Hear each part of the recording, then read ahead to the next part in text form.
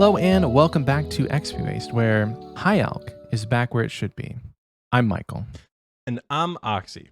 If you're new around here, we're a podcast that talks almost exclusively about Old School Runescape. We say almost because we talk about RuneScape a lot, but we're prone to getting distracted and tangential, and we'll sometimes talk about things that aren't Old School RuneScape. But if you're looking for OSRS content, this is the place for you. If you're not new around here, this is going to be a good one. We are joined by a very special guest this week. The first of his kind on Xpwaste. One of the developers, I believe, of a lot of the new content you guys have been enjoying in Varlamore, specifically Perilous Moons. I'm pretty sure. It is my honor to introduce to you, Xpwasters, Mod Rice. Welcome to the show. Welcome. Thanks for having me. Yeah, Varlamore was, to be clear, a team effort. I did not work on Perilous Moons. He did it by himself. He did it by himself. He said, what if we expanded the region and just soloed the whole thing? Yeah. I put this plan into motion before I even joined the company, apparently. Are you Gentle Tractor in disguise? Yeah. Hey, I have actually... Mod Rice? I've met him. Really nice guy. Really enjoyed chatting with him.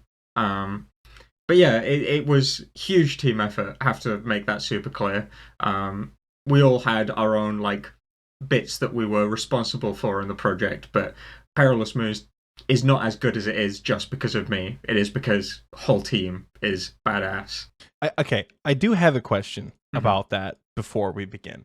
And it's a small nitpick that for some reason irked some sort of nerve. I feel like in all the lead up to Varlamore, it was referred to as Perilous Moons. You even called it Perilous Moons just now. Yeah. Why is it Moons of Peril? Oh, okay. So why is that a thing? That I don't know. So where it might even be the collection log that refers to it as Moons of Peril. Yeah. Why?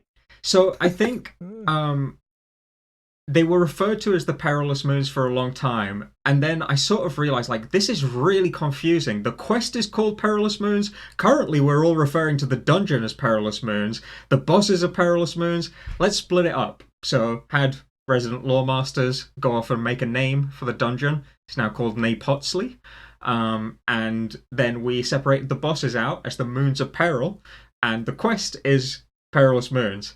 I'm terrible for names. I've sort of mentioned to Michael already that I play a lot of TTRPGs, and names are consistently the thing I come up with last when I make a character, and my players consistently annoy me by asking for the names of every character they run into. Yeah. So that's good. I'm very bad with names, and it was only very far through the project that I was like, oh wow, everything has the exact same name. So yeah, just shuffle things around a bit. Hopefully people will get used to it. Probably a year from now, no one will even remember that's how we refer to it. That's fair.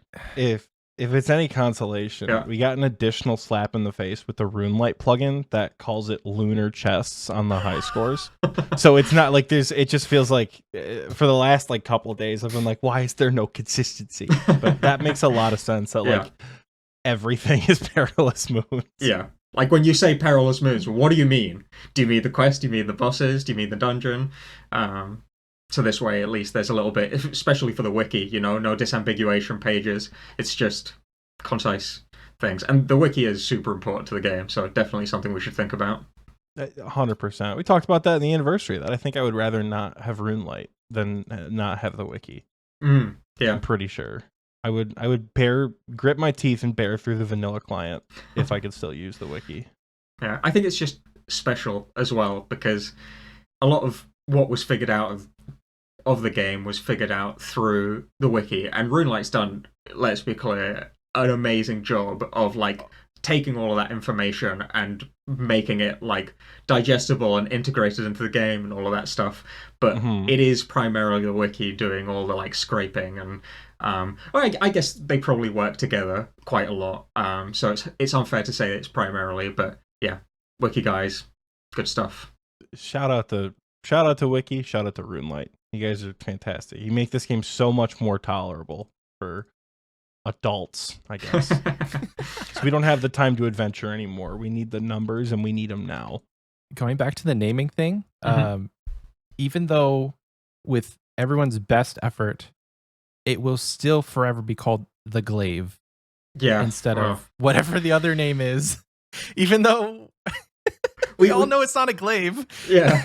We did a little research into that because everyone had been calling it the Glaive, and it was one person who was like, guys, that's not a glaive. And as soon as they said it, I was like, you're right. I know what a glaive is. But I just, I've been calling it that, and we looked it up, and apparently it was like some film in the like 1900s referred to a like thrown implement like a chakram as a glaive, and it just sort of like has become a weird sort of second way to refer to things like that. Okay.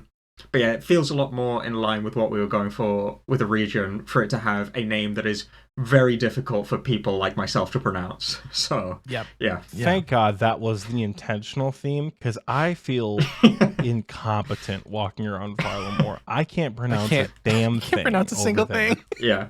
It's a culture thing, right? We don't want to take clear inspiration from Mesoamerican culture, which is pretty awesome, and then just be like, oh, we can't be bothered with the names, let's just change those, right? That feels kind of mean. Yeah, it feels bad. I imagine it'll eventually just come into like Nepatzi. I've never heard it said out loud before. Thanks for clearing that one up, because I just called the prior to the pronunciation. Hopefully it eventually becomes like Ardoyan or Prifdinus, where it looks egregiously weird, but once you know how it sounds, it's not too bad. So hopefully we get there with it. I still don't know how to pronounce the glaive's actual name. Tonels Tix, I think. Tonels Tix. Huh. Toenails Ticks? I've also heard tonsil sticks.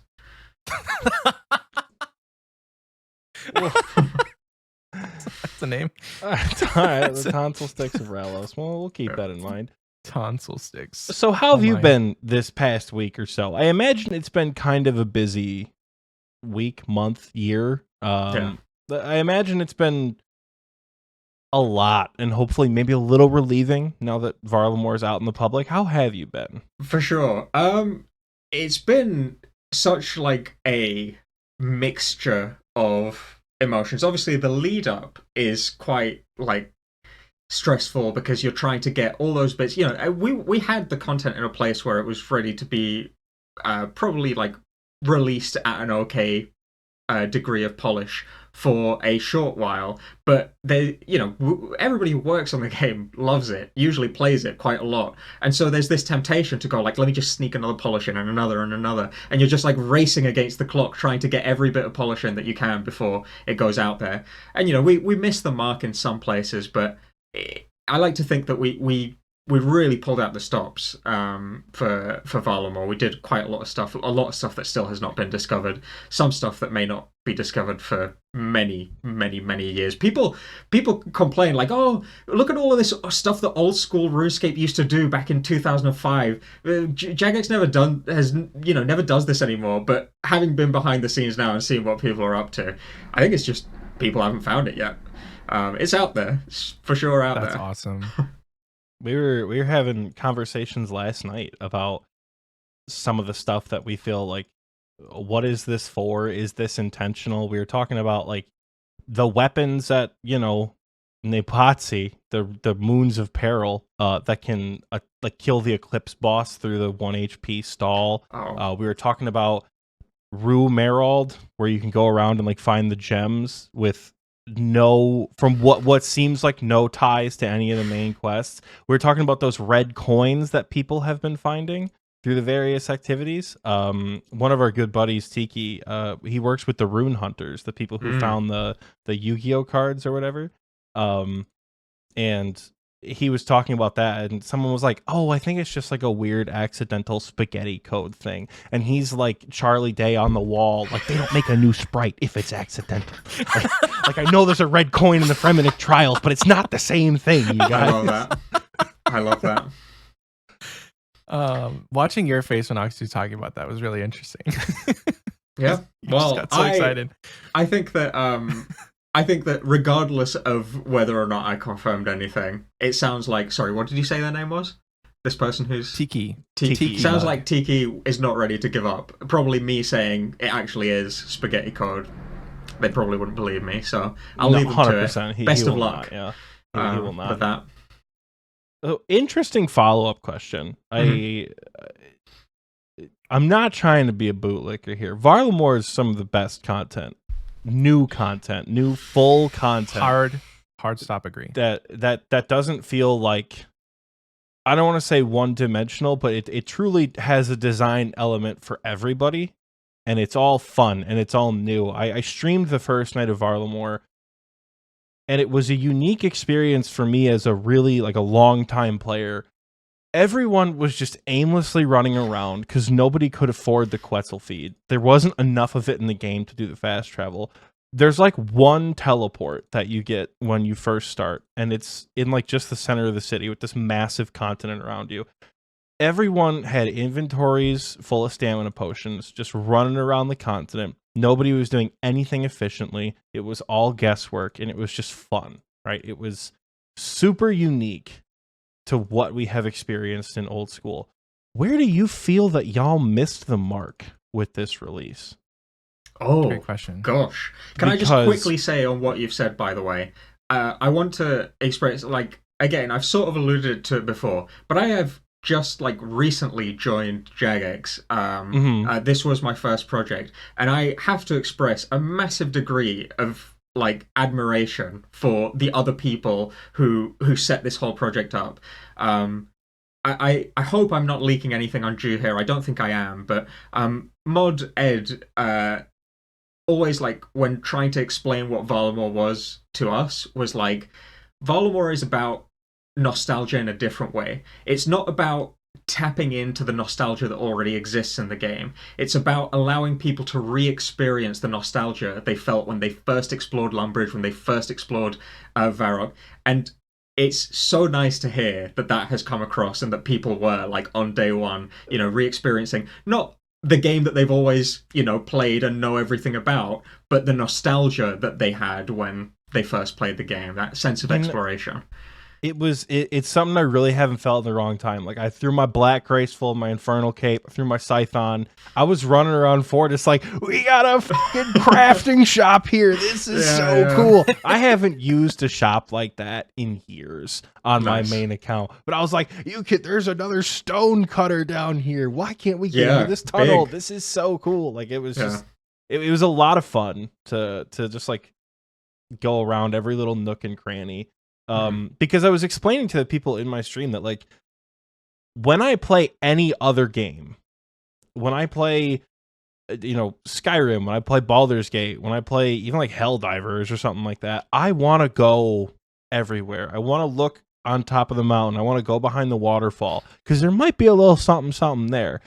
And you don't usually get that with RuneScape, but I feel like this expansion we did. Trying to, like, sneak around the backside of the city to see if I could get to that dead guy with the steel sword. Like, y'all put that there on purpose. I want to see if I can grab that sword. So, like, stuff like that was super cool to see. But yeah, awesome. where do you as a dev feel like? I mean, it's probably a little bit. You're probably just judging yourself a bit too harshly on what you made as a player and as a developer. But small things I thought when I did not expect the Napoxley dungeon to be nearly as popular as it was. I think maybe made the drops, because basically I was trying to model it after Barrows, and at Barrows you get like a weapon or a new item every hour, and it feels great, you know. It's like nice to get that little dopamine hit. And I was like, you know what? None of these items are like game breaking. They're not end game items. They don't need to be mega rare. I'm gonna try and go for something like that, you know, about an item an hour. And then a bunch of people in full Torva and scythes and infernal capes showed up. I was like, no, so guys, this isn't for you. this isn't where you're supposed to be. But I'm glad people are enjoying it, but maybe made the rewards a little bit too common.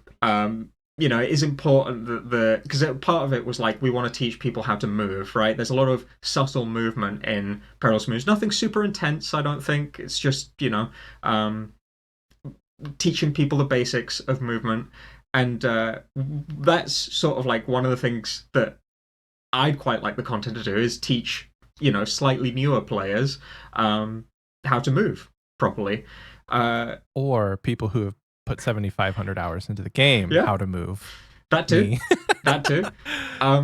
And we want the content to remain lucrative for them so that they'll go and do it. But if there's too many items coming into the game, obviously economy stuff, it's all very complicated. It is, unless you're an Ironman. Yeah, true. But yeah, it's a nebulous topic, so we just kind of do our best and see where that gets us. I think maybe it was a bit too common. I don't regret that. It's good where it is for now. But we'll see how it evolves. But yeah, in terms of missing the mark elsewhere, I don't know. I really feel like I really love the team. They're so good. They're so good. I don't feel like anyone else missed the mark. And everywhere where I felt like dubious or like I needed a little bit of support, I got it. So they've helped me not miss the mark. Definitely like stuff, a lot of people are saying, oh, the Blood Moon is more powerful than the other two. I probably agree with that in hindsight. Maybe the other two need to be a little bit stronger. Maybe it needs to be a little bit weaker. Stuff like that. But generally, I think it's small things. I think we can be proud that we made like a pretty damn good release, right?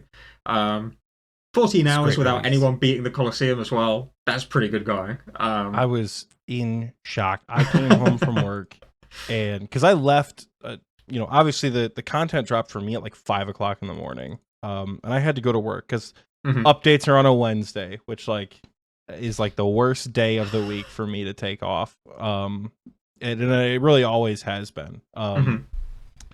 But like sometimes I'll call in sick for leagues or whatever it is. But I remember leaving my apartment at like 7:40 after people had talked about like, oh, the Coliseum seems kind of tough. I'm like, I bet you by 9:30 someone has a quiver. Yeah. Bet you by 9:30, because the last challenging content we got was what? It took 7 hours for someone to get Blorva or whatever it was. Yeah. Like, and Blorva's incredibly difficult. Like, there's no way. I hop on the computer. It's like 10:30 at night, and I watch Kirby die live to Saul. I was like, what in the hell am I watching right now? Because I went into the Coliseum totally blind. And I remember, like, I killed all the Fremnik warriors, and I was like, what is this fucking cat that's coming after me? And it swung the claws. I was like, oh my God, this is actually really good, hard content. And I was obviously impressed with Port Khazard for getting it done, but like, it took that long. Yeah. That's like Inferno Theater of Blood difficulty. We haven't, on day of release, that is. Like, we haven't seen that in forever. Yeah. And I thought that was super cool that it took that long. I think it's important to remember as well, people have just gotten so damn good at the game. Not just themselves, but like crowdsourcing and stuff like that. So, everybody, like now, everybody's beating it, now that it's been cracked.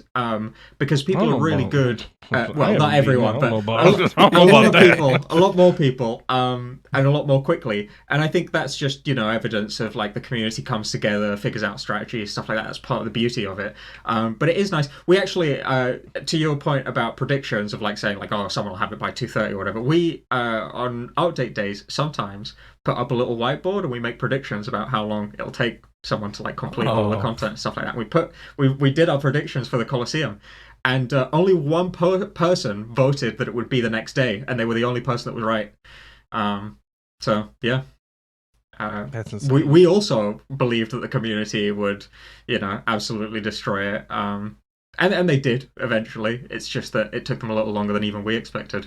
Were you able to get into the Coliseum during any playtesting? Oh yeah, for sure.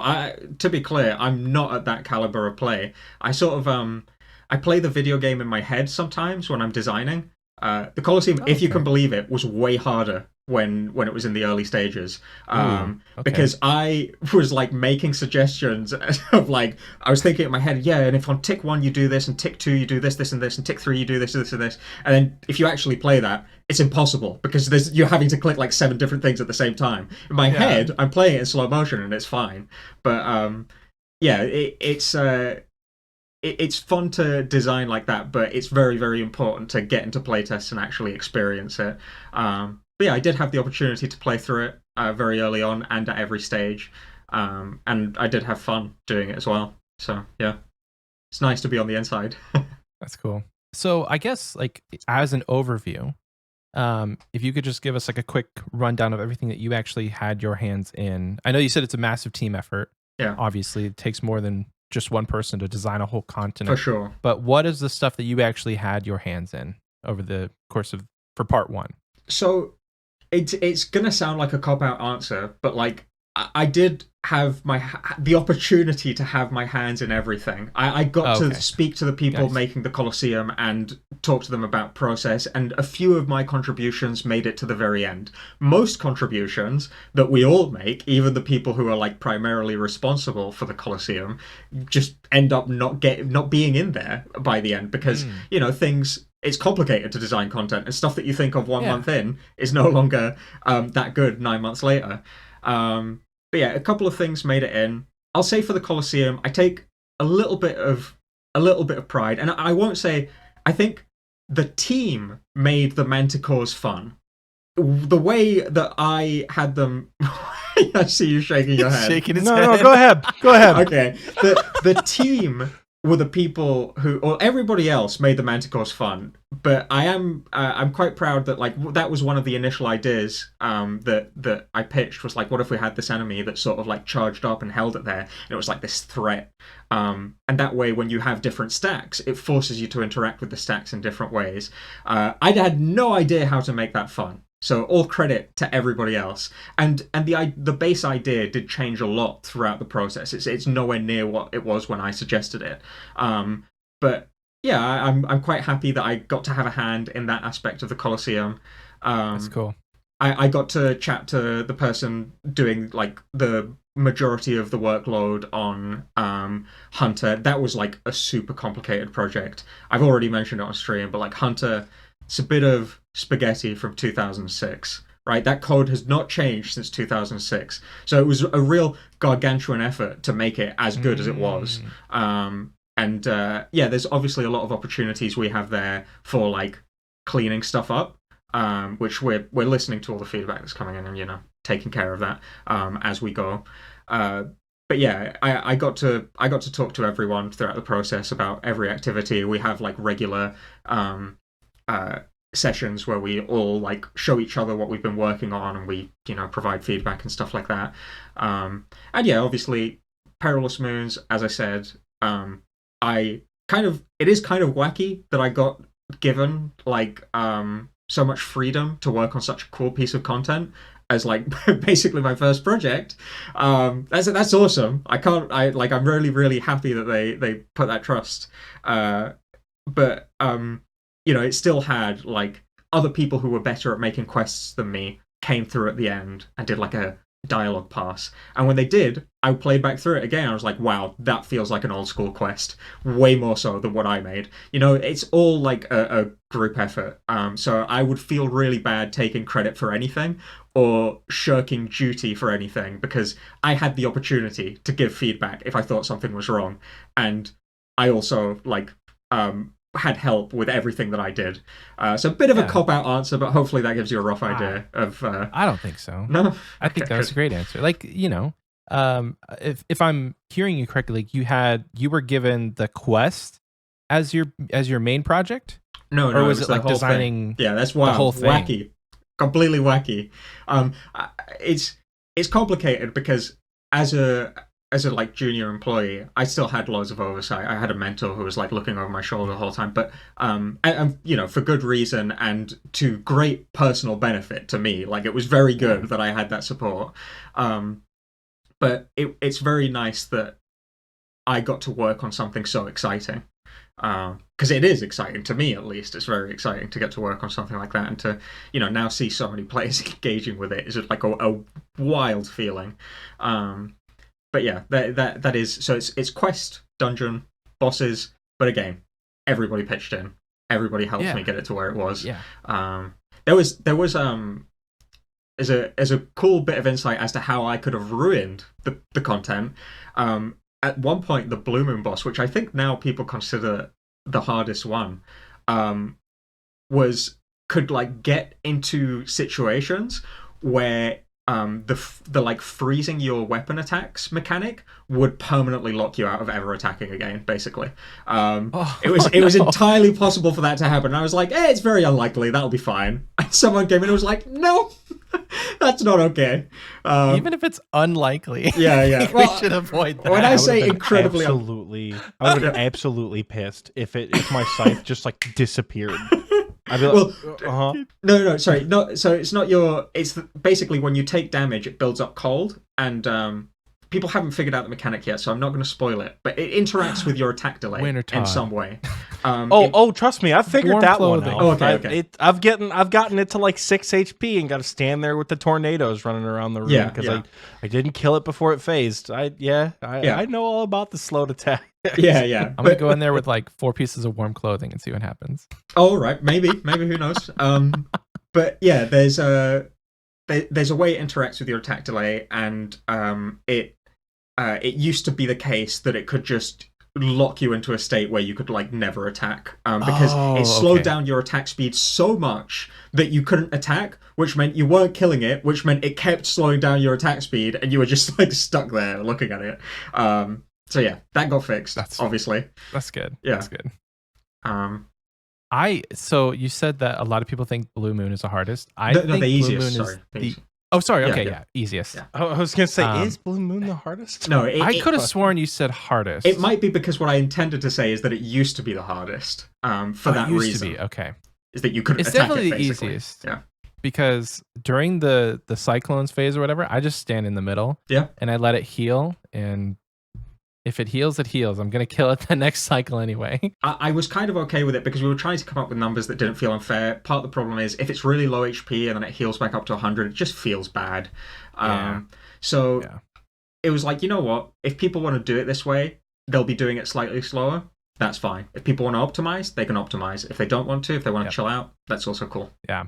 One suggestion that we got last night just in VC was like, give it less tornadoes, but make it heal more. Yeah. So like it's a little easier to run, but if you don't run, it's a lot more punishing. Possibly a bit of a solution that could happen. Yeah. You guys are obviously looking at rebalancing potentially. Yeah. So when I like it. I really like the content. I'm glad. I really do. I do too. I did like 15 runs of it last night. I think I had only like 5 or 6 KC. I'm like, I'm interviewing the guy who made it. I should probably do a lot more of it. So I spent a couple hours last night in VC with the boys after I got 99 mining doing Perilous Moons. What I see so many familiar mechanics in Perilous Moons, and I saw the same thing with Scurious. You mentioned like what's your play style? What do you like to do as a player? Are you a raider? Are you a PVMer? Are you? So, I to be clear, first straight up, I love the video game. I can't get enough of it. I love every aspect of it. I love the quests. I love the PVM. I actually love the skilling. I love the granularity of like, you could be good at woodcutting. Why? Who cares? You're good at woodcutting. You could be good at this. You could be good at that. You know, having all of these skills where in most games, you just have one bar that goes up, you know, there's no granularity. So I love the video game. But what I do nowadays is mostly PVM. I might catch flack for this, but Gauntlet taught me the game, so it has like a really special place in my heart as far as PVM content goes. I think, you know, it uses all of the mechanics. I think maybe it'd be fairer to say that Hunlif taught me the game. I love the Hunlif fight. And yeah, I've obviously raided TOA because it's very accessible. I've not yet raided TOB or Chambers of Xeric. Part of that is because I was just about ready to do it when I started working here, and oh boy, does working at the company mean that playing the game becomes a lot more difficult, because I playtest my own content, right? So by the time I get to the end of the day, I've probably like played a decent amount of hours of just like going into the game, spending a minute like seeing like, okay, does this mechanic work the way I intend it to, and then jumping back out, doing some programming, so on and so forth. So yeah, it's eaten into the amount of time I play the game. I still do. Are you an Ironman? I am, yes, yeah. I'm so sorry to hear that. Okay. Actually, don't do that. No, it's good, it's good. Do that. I appreciate I think like the more into the late game I get, the more I appreciate the main style.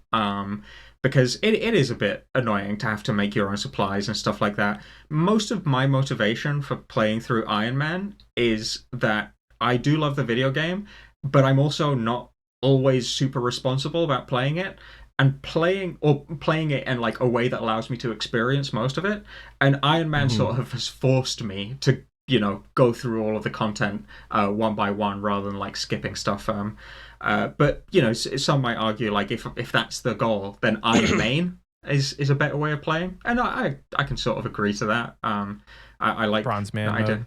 Yeah, well, it's like you're an Iron Man. Or rather, like the idea is you can buy anything that isn't in the collection log or that you have in the collection log, but you can't buy anything that you don't have.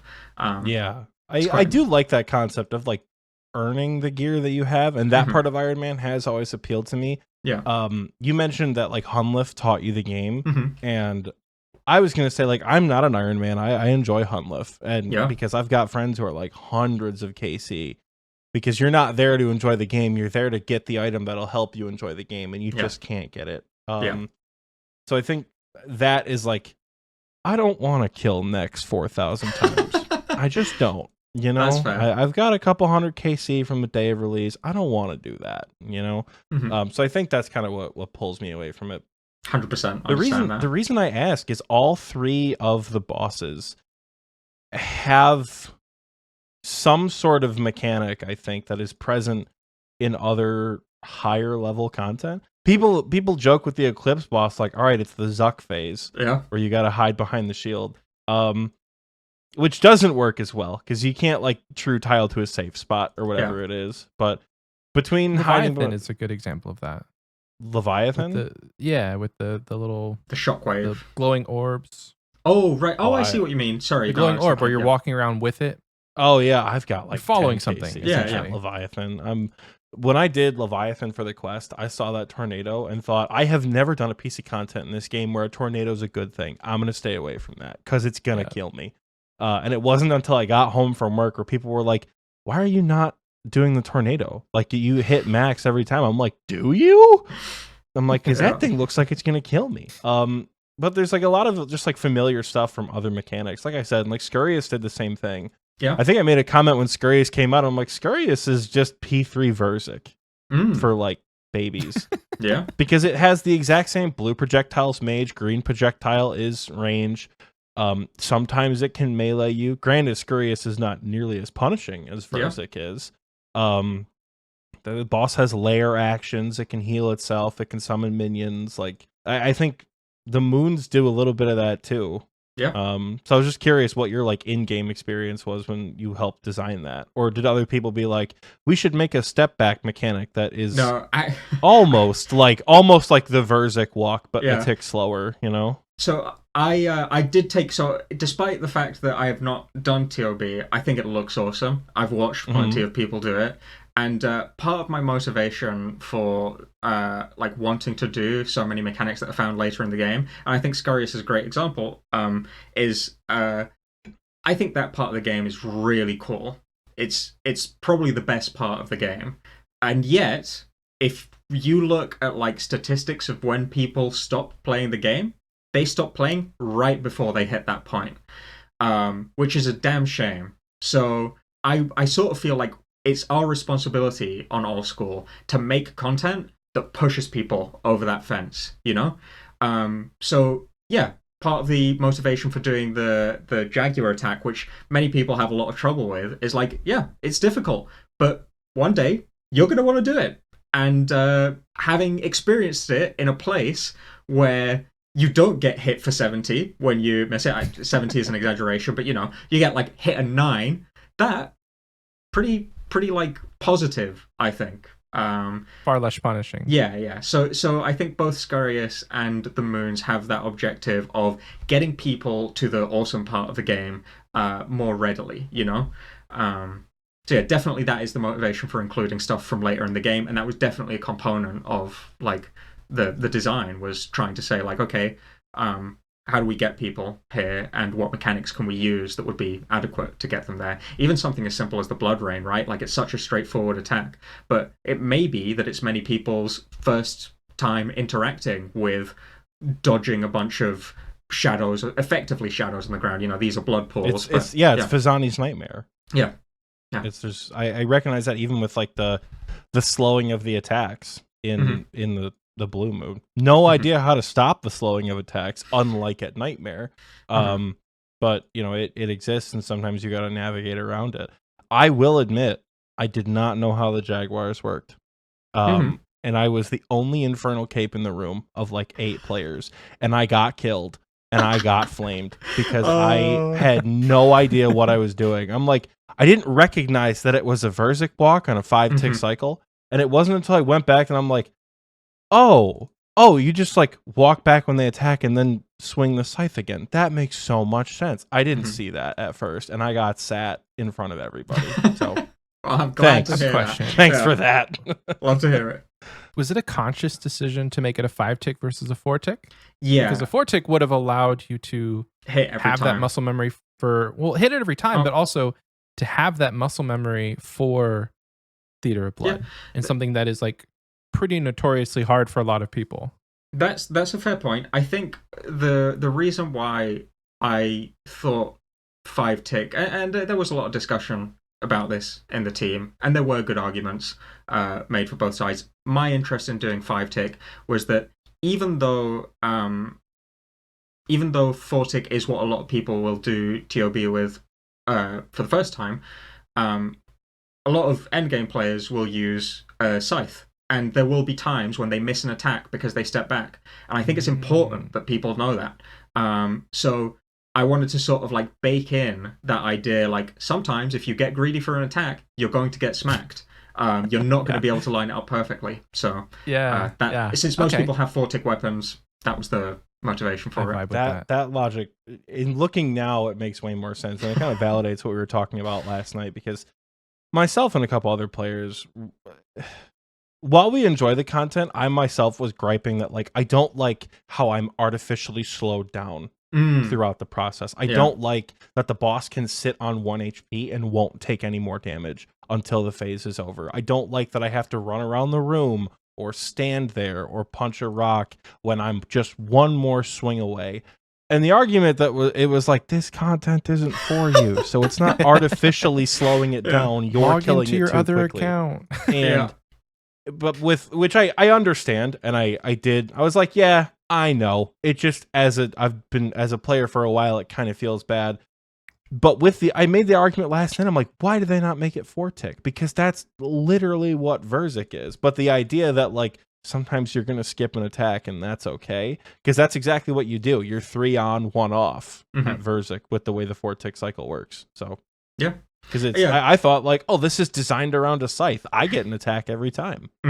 But with a 4-tick, you don't. So that's And to be clear, like some of that is deliberate. Of like higher level players being like, I can do like 11 DPS. Why am I not being allowed to do 11 DPS? And it's newer players get overwhelmed so easily. Like it's so challenging to walk into a fight with loads of mechanics and never have room to breathe. And because the objective is to move these newer players who are easily overwhelmed into the part of the game which is loads of fun, it's like, let's just slow it down for a bit, like force slow down. The boss can't go off on you and go crazy, because even if we did like there's a random chance or whatever, like we just force it to slow down so that everyone is like on a slower pace necessarily. And I'll say as well, another thing, I don't know whether people have speculated about this. There is a part of me that is happy that higher level players are doing it, because there was one of the things that I was hoping for the Jagger attack is if people do this in a room with multiple people, someone's going to go in, have no idea what they're doing, and then they're going to see someone else do it right. And then they're going to start thinking like, oh, maybe that's how you do it, you know? So forcing everyone to go at that slow pace means that people who don't know what they're doing have a chance to like see people who do know what they're doing and learn from that. Whether that will be successful in the long run, who knows? Maybe the rooms will empty out and people will be in there alone. But I mean, I think it's a good theory. I think the bosses having individual health bars per player feels really good. Very interesting mechanic, by the way.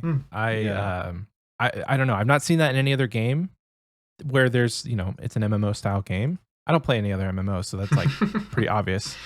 So I guess that's a good question though. Like, did you draw any inspiration from any other like boss encounters that you've played through in any other games for these? I know that you say you play D&D, so that may be a massive inspiration for the Moons of Peril. Yeah. And I would be interested to see if you had any inspiration from D&D.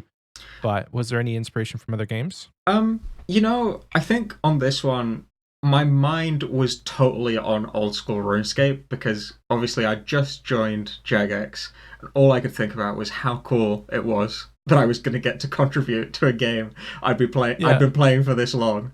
So I didn't have many other games on my mind. I do love video games in general, in addition to loving Old School RuneScape. What are some of your favorites that aren't old school? I mean, I feel like it's such a cop out, but like Dark Souls 1, 2, 3, maybe 2 a little less, but not by much. I actually really, really love Sekiro. I think it's probably the favorite of my of the like Souls likes. Games that aren't made by FromSoft. What have I been playing recently? There's too many. I like not a lot recently, but I generally really like isometric combat games, which isn't that far removed from Old School RuneScape. So if you think like Hyperlight Drifter is one, Hades is sort of one, though that's more like ability based and stuff like that, so it's a little bit further removed. Anything that has like a nice sort of broad perspective of the battlefield and has close quarters combat is going to appeal to me. Curse of the Dead Gods, Raven's Watch recently. I'd say that's probably my favourite category of game. Back when I was a kid, it was a little bit different. I loved Jak and Daxter, Ratchet and Clank. They were basically my childhood, which is why there's a Jak and Daxter-esque fishing minigame in the dungeon. How does that minigame work? Is it just a chance that the fish don't get caught? Is that what it is? There is a small chance the fish don't get caught. There's a small chance that the fish don't get caught. You are just supposed to align the net, and hopefully it like more or less visually aligns to what happens. Yeah. You have to go after so frustrated. I'm like, the net is to the right, but 3 just swam past and I can get a single fish. So it's just unlucky, I guess. Yeah. It's like, dude, I got 94 fishing and I'm chasing these fish as true tiles. How am I not? Oh, if you're chasing true tiles, it might be a problem because I actually did make an effort to synchronize it with the visuals. Okay. So I will say that I'm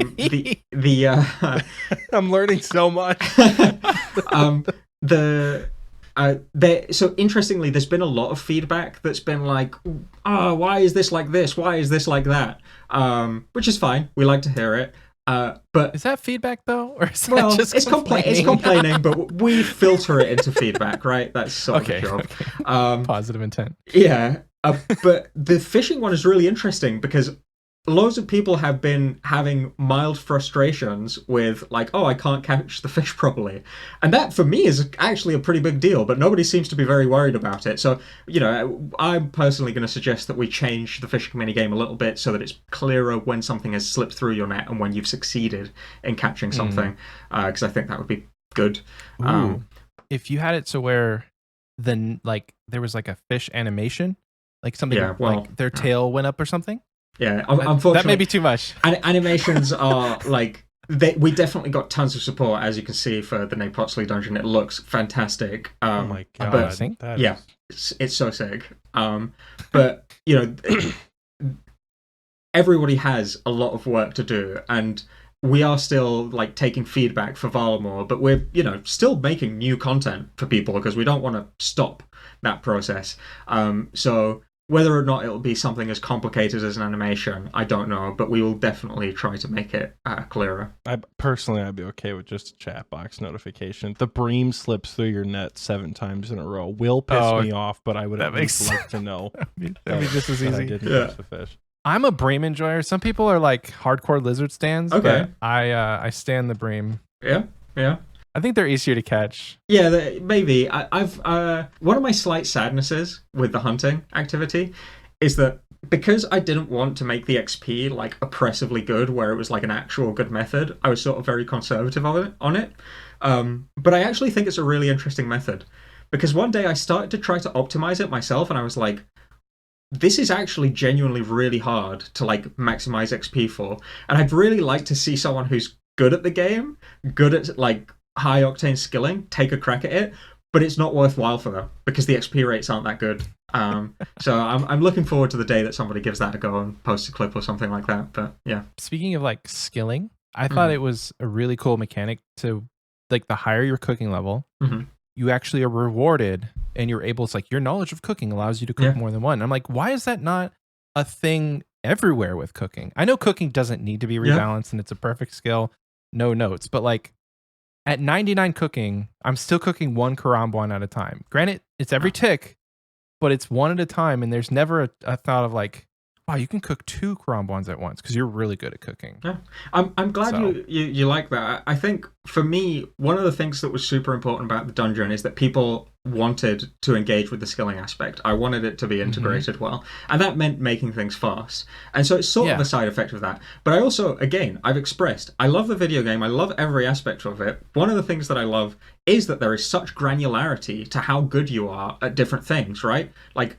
there's a lot of different skills you can be good at, and I really wanted for people to feel rewarded for having high cooking levels. Like a person who has 99 cooking should blitz this dungeon in the same way that a person who has 99 strength should. And so that was that was justice for the skillers. I mean, as a high level PVMer, I like not wasting time having to cook on a 3-tick cycle. I like banging out 2 fish 1 tick at a time. I like that as a as a PVMer. It speeds it along for me in a way that I like. So. And it made it more interesting than just, oh, you cook fast. Like it gave it a thematic element of like your skill of cooking made you do this, not just this is a 1-tick cook cycle just because we want it to be fast. Yeah. Well, I'm glad it went down that way. Yeah. Yeah, it's really good. It's really good. This is a completely different tangent, but still within the moons.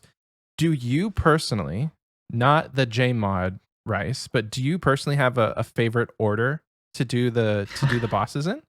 Because there was so much talk in VC last night, because there was like 5 of us doing the moons, but like some people were like, it's Eclipse, Blue, Blood, and the other people were like, wait, no, do Blood first. And so I don't know. Do you have a favorite?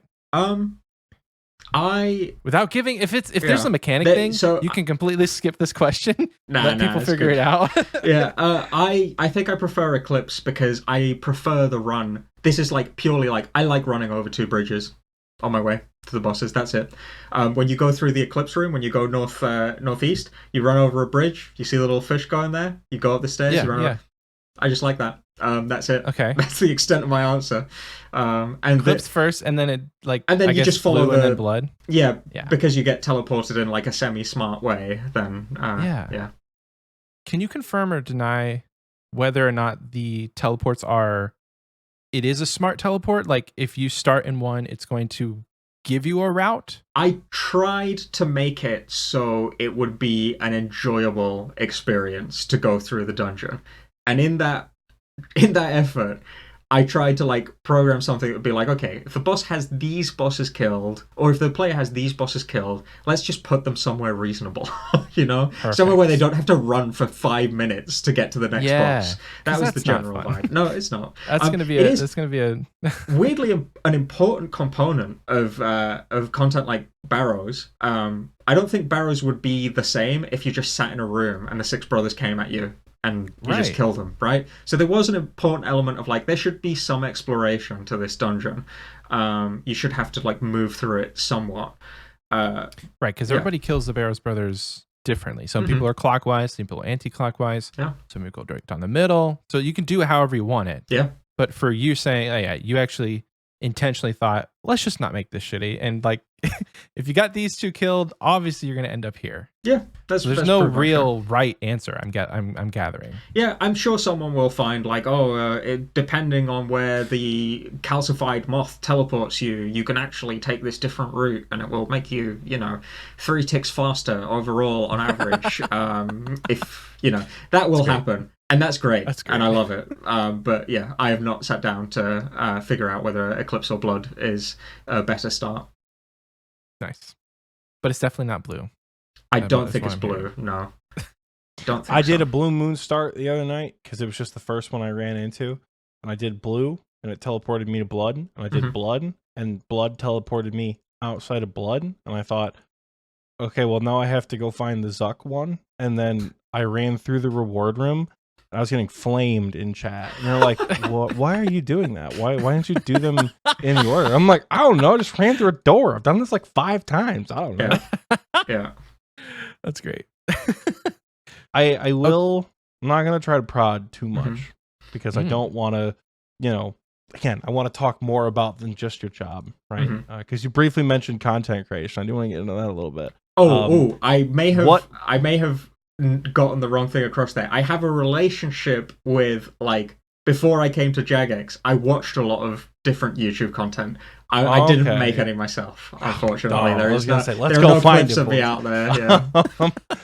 But how much of what is inside Nepotzi, visual flair, how much of it serves a purpose?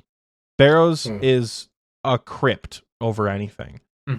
The skeletons and the creatures that dwell within are visual flair because it's a dungeon. They also contribute to the reward percentage. I've heard it's a Barrows-esque thing where the more you kill, the better chance you get. I've heard they're just alternatives for shitty Slayer tasks, but I feel like the cockatrices are stronger. So how much of it is flair and how much of it is just they haven't figured it out? I don't know. I don't want to prod too much because I don't know what you want to say, but that is just a curiosity that I had looking around. I mean, it would be very easy to answer this question, but I feel like it is funner if I don't. And I don't want, cool. I don't want, like some people are going to hear that and they're going to be like, he's hiding something. But it's not that. It's just that imagine I were hiding something. It'd be less fun if I told you. Imagine if I weren't. It would also be less fun if I told you. So given that is the case, I'll keep that one to myself. All right, XP Wasters, you heard it here first. We're dividing you guys into 4 teams. I want each of you to do 20 runs where 25% of you kill 10 Naguas, 25% of you kill 10 cockatrices, 25% of you kill 10 of them lizards, and 25% of you kill 10 of them worms. Show me your loot afterwards. Let's see if anything gets wild and wacky. But don't do 10. Do 16. That's the 1 in 16 Barrows drop rate. Let's give that a try. Do some experimentation as a community. See how that goes. Sounds good. We do have some questions from our patrons. Was there? So you read through them. Yes. Was there any that you wanted to that kind of stuck out to you? You'd like to answer first? Some of them were funny. I'd like to take a crack at. I don't want to point out any necessarily, but there was like was Perilous Moons designed like a casino on purpose in terms of like it's easy to get in, but it's really hard to leave. That sort of stuff. That was from Tiki Bug. He had some funny ones. Frick, Marry, Kill the 3 moon bosses. Go. I feel like I'd be dead in all 3. Yeah. They're not very friendly. I'm also unsure. I would have to ask our resident lore masters on whether it's possible to do anything of a sexual nature with a Nagua. Where there's a will, there's a way. Yeah, I'm sure. So you heard it here first. Rice is kind of lame. Blood Moon Boss looks like he'd be a good time. I'd absolutely fuck the Blood Moon Boss. I think I'd marry the Eclipse because it looks cool. That tracks. That sounds right. Consistent, Sorry, Blue. Killing the Blue Moon. Sorry. I concur with that lineup. Was it intentional? Yeah, to make it like a casino. Because you don't have to leave Cantorum. Yeah. I'm sorry, but you do not have to leave this place. Yeah. There's a bank if you just go out. And you have everything you need here. I'm thinking about what I'm really excited about with Varlamore specifically as a continent is all of the content creation that all the content we're going to get to see from creators, new creators, existing creators, like Varlamore Locked. When is that going to start? When are we going to see people who are just like, I'm an ultimate Ironman and I'm never leaving Varlamore again. Yeah. It may be a while, but we definitely will see that kind of stuff. And that's very exciting for me. I mean, for what it's worth, I think I've watched every region locked, chunk locked, whatever you like, Ironman under the sun with over 100 views. So that would be to see anyone interact with the content that I've contributed to in that way would be an absolute dream come true. Those are the people who figure shit out too. They who do. are like, I need this to work this way, and they will either make it or break it. Yeah, definitely. Okay, here's a silly question. Mm-hmm. And you said you've watched all of this area lock. Is anything in Varlamore specifically catered to that kind of experience, like subconsciously potentially? So, nothing. So no, the answer straight up is no. No, like the rune crossbow spawns or anything. No. The the only thing that was sort of catered was we did have at several points conversations about like, okay, people love leagues, you know. Oh yeah. That's very real. One person on YouTube, as much as I love the series, is not something that we should be building content around. But sure, yeah, absolutely. But leagues is definitely something we should take into account. So like, you know, maybe we thought like, oh, it'd be fun if this quest had like a dig site prerequisite, and then it's like, but then you know what happens when you unlock it in leagues? Do we like give it for free? Stuff like that. So we just decided to rework the quest slightly so that it doesn't have a dig site prereq. You know, that sort of stuff. That is the extent of the support that region locked things were given. It was for any sort of league we might do in the future. It's very cool that Varlamore feels self-contained. The only thing I would think is missing in a self-contained environment is a house portal. Yeah, well, I don't know what the plans are, but there are more batches to come, so who knows? If you're standing on a certain beach with a lot of render distance, you can see a house portal. Can you? I did not know on that. Another island. One of our guys on our Discord. I genuinely have no idea whether there are plans. You're not working on part 2. No. Okay, hold on. I'll find it.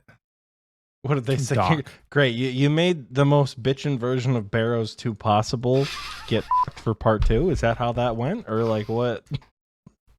It's really cool to me that they like offered me the opportunity to be on While Gothic Sleeps. And it was a difficult choice because I really like the team that I work with on Varlamore.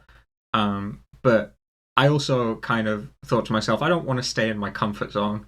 I want to push out there. And While Gothic Sleeps, obviously a hugely contentious thing thanks to the rewards space. But it's still an interesting challenge, and I'm here for it, you know. I'm already emotionally braced for the emotional beatdown that I will definitely receive when we release the next blog about the prayer alignments. I thought you were going to say the emotional beatdown of what happens in the quest, and I was going to say, I've heard it's a heartbreaking story, but you're like worried about what the community's going to say. Oh, for sure. Okay. Yeah. Good God. That's I see. Interesting. I mean, listen. You guys, I think you guys are cooking in the right direction with the prayers. I'm glad. I think you guys are. We got some tweaking to do because I don't know how any of the redemptions are different than the existing redemption, and I don't know how do we have a support prayer and an extra DPS prayer work in tandem to help everybody else in a way that's not going to make the HLC go. It's but tough. I also. In the last episode, the one thing I really did gripe about, it wasn't against the Jmods, it was the players. It's like, what do you want? You know, I don't know how you as a Jmod face that, but like, you don't want new prayers because you don't think it's engaging and it ruins the existing content. You don't want new armor because all of your new armors or all your old armor is going to be valueless. Yeah. You don't want new weapons because all the new weapons are too powerful. And it makes everything, you know, power creep is so bad. Like, power creep is necessary in an MMO. But sometimes you get a weapon like Toxic Blowpipe or the fucking Shadow that's really not healthy for the ecosystem of the game. And you don't want that. You also don't want existing raid rewards to go somewhere else because we know what happens. But you also get annoyed when best in slot items come from quest lock monsters. Because I remember very clearly, why does the best in slot melee helmet come from a quest that only requires 60 runecraft? Like, what do you want? How do you as a Jmod face that when designing new rewards for things? It's really tough because people want a lot of different things, you know? And I think it's my ambition to respect that.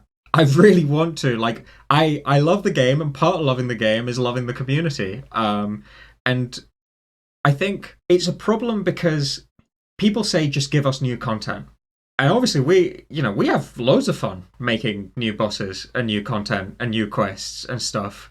But the reality is, stats just show if it doesn't have good rewards, it doesn't get good done. Look at Grotesque Guardians. They are great. Great mid-game content. great mid-game content, absolutely great. They teach the player things, they're fun, they have some unique mechanics, it's a duo boss fight, that's kind of cool. Who's doing it? No one. It's shit. Not me. Yeah, it's got no good rewards. Maybe got nowadays. A cool pet. Yeah. It's got a really cool pet. It's got a real cool pet. Yeah. So you got some people doing it for the pet, but yeah, that's just how it is. So we are motivated to put rewards behind things because generally speaking, we think that new content is good. People seem to agree somewhat on that point. They seem to agree that rewards a bit, but content good. And because the new content we think is good, we would like people to do it. That's the basics of it. And in order to get people to do it, has to have a reward. So yeah, unlocking reward space is a big part of like making the content appealing to people, and we're working on it. How we do that, it's tough. I don't know. I don't think there is a simple answer to that question. I think I've learned as well in my time since joining that I am a little bit too keen to rock the boat a lot of the time when I do things.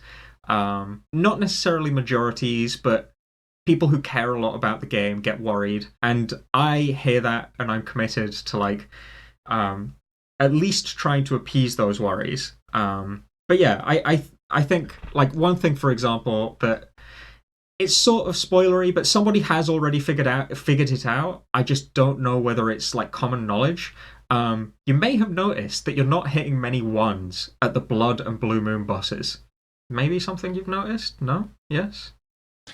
Dog, I have a scythe. I can rip through the Blue Moon boss in like one cycle, so I don't... Yeah, but your scythe isn't hitting many ones, and there's a good reason for that, and it's something that was sort of like trying to push in order to like create monsters that are weaker to different things, because there are a lot of archetypes in the game right now that don't make good rewards. They make crap rewards, such as slow hitting weapons. They're just bad, because for them to be good, they'd have to have a max hit of like 300, and if they did that, they'd ruin other parts of the game. So we are trying to create like new monsters with slightly new mechanics that make weapons that are like slow hitting weapons good. An example of that, the Eclipse Moon boss, really obvious. There is a way to interact with the Eclipse Moon boss that doesn't care about how slow your weapon is. The like attack where you have to face it, right? Eldermaul is best. Eldermaul / Darox, best in slot there, right? That's great. That's kind of cool. But we need more places like that so that those items actually become more lucrative, and so that we can reward. So that's like one angle. There are plenty more, but to answer your question, that's one thing that we can do. Yeah, I don't envy you having to consider every different piece of this game when designing new rewards. I mean, Michael and I we do a fun question at the end of every episode, and there's a good portion of fun questions that result in one of us or both of us designing new content for the game. And sometimes we'll be like, oh yeah, this will be awesome, and then the other one will make a point and you'll be like, huh, that just doesn't work with another piece of the game. Yeah. So I don't envy that job necessarily. I think somebody said it in our Discord, but I think Oxie actually thought of hunter contracts before you guys did. That's like a year and a half ago or something. I don't know how long hunter contracts have been a thing, but like the idea of like make it a Slayer task but for a different skill can be applied to everything. Like let's get fishing charters out there where it's like, yo, we need 37 swordfish, get her going, and then you just like fish 37 swordfish and get like a fishing XP reward. Like the Slayer task system can exist for pretty much everything in the game. I don't know if it's like an original idea, Yeah, I think the crux of it is that variety is good, and unfortunately, you usually unlock the best way to train the skill at like level 40, which means that if you really want to be efficient, and most players about do, that last week so much. Most players do want to be kind of efficient, so they just do that, right? And that's a shame, because actually the game is funner to play when you're doing a variety of content. It's just that it's also fun to see the number go up. So those two are sort of at odds. And I think, contract systems are just in general a good way to get people to engage with different parts of it. I mean, look at Hunter. Who's done any of those methods in the past, like, 7 years? Nobody. And now they're super popular. Almost so much that we're getting, like, an enormous influx of really valid feedback that we hadn't heard for 7 years. You know, the content's been there. It's been there. Anyone could have complained about it. Nobody has, because nobody's doing it, right? It's interesting that I think we've created something that has revived those old methods. So yeah, definitely. I think contract systems are just a good idea. Obviously, that's just me, though. It might be that people think, actually, fishing is fine where it is. We don't want a fishing guild where you get fishing contracts. I don't think it's the end of the world if we don't have it, but I do think it's a good thing where we can have it. Yeah, and I think it speaks to how well the idea was thought up and implemented. As another piece of, like, Varlamore being kind of awesome. Is I know people who have, like, 2 or 3 page documents of, like, this is what Varlamore hunter contracts specifically need to have to be, like, more efficient. People don't do that with shitty content. People just, like, leave it alone, Yeah. And I think that's why y'all didn't hear that about some of the old hunter methods that are kind of stinky. But now there's this new system that's really good that allows you to interact with them in a really fun way. And, like, oh god, yeah, like, we're peeling back the curtain or, like, revisiting the old dusty part of the attic. I will say, though, I got my Chin Champa pet. I got a red chins contract. I haven't done red chins in, like, 3 years. Someone in our clan just got the Quetzin pet as we're talking about it right now. Congratulations, GC Seth. But yeah, I was doing the contract, and I was like 90 chins deep without the piece, and I got the collection log bit of the baby Chinchampa. I'm like, I haven't done red chins in like 3 years. There you go. Now I never have to do chins again. This is great. So yeah, awesome. I'm quite a fan of Hunter contract. Glad to hear it. And yeah, obviously there's tons of feedback coming in. We're listening to all of it. That's just where we're at. Nice. I think, and I've resigned myself to not doing hunter contracts or the rumors yet until something changes. Because, like, for me in my account, I'm not at the point where I even need to touch that content. And I've heard so much of people being like, this area is congested, this isn't this. I'm like, okay, I'm just gonna step back a little bit. You guys can figure that one out. I'm gonna hold off. Yeah. Well, the only thing I've heard that isn't good is the Pyre Foxes. And I haven't gotten a Pyre Fox task yet because I've been only doing master contracts. So I've yet to experience how bad Pyre Foxes can be. But hopefully by the time I go back to it, because I currently am on a maxing grind for other skills, hopefully by the time I get back to it, Pyre Foxes just aren't as much of a problem.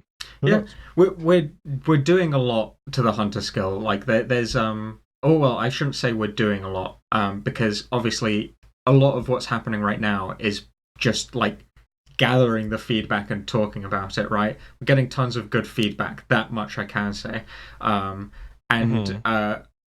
The plan of how to execute on that feedback is a bit more complicated because, as I said, it's a skill from 2006. It's barely been touched since then, so technically it's quite complicated. And B, and this is something that, like, I'd kind of like to try and cultivate a better understanding with the community of, like, have a conversation about, is we only have so many devs, and it's not for lack of wanting them. It's just that being a dev requires, like, some combination of game knowledge and programming and being available in the UK, which is, a little bit, not terribly rare, but a little bit rare. And so the problem that we have is that often it's not whether we'd like to do something, it's whether players would want that more than they want something else. Like, if I have to decide between cleaning up the code in a certain area of the game versus making a new boss, if I pitched that to the players, they're obviously going to tell me, make the new boss, right? But the problem is that that's not the understanding that we have right now. The understanding is, well, Jagex isn't doing this, they're just neglecting it. But it's like, we're also working on a bunch of other stuff at the same time. It's complicated. In my opinion, from what I can see of the team, everybody wants to make everything perfect. We're just like doing everything we can in the order that we think the community cares about it. And that's where those surveys really come in handy. Yeah. Is you guys in the surveys ask like, what in your opinion as a player, like what is, order these in order of priority, and you guys get a great idea of like literally why we do focus.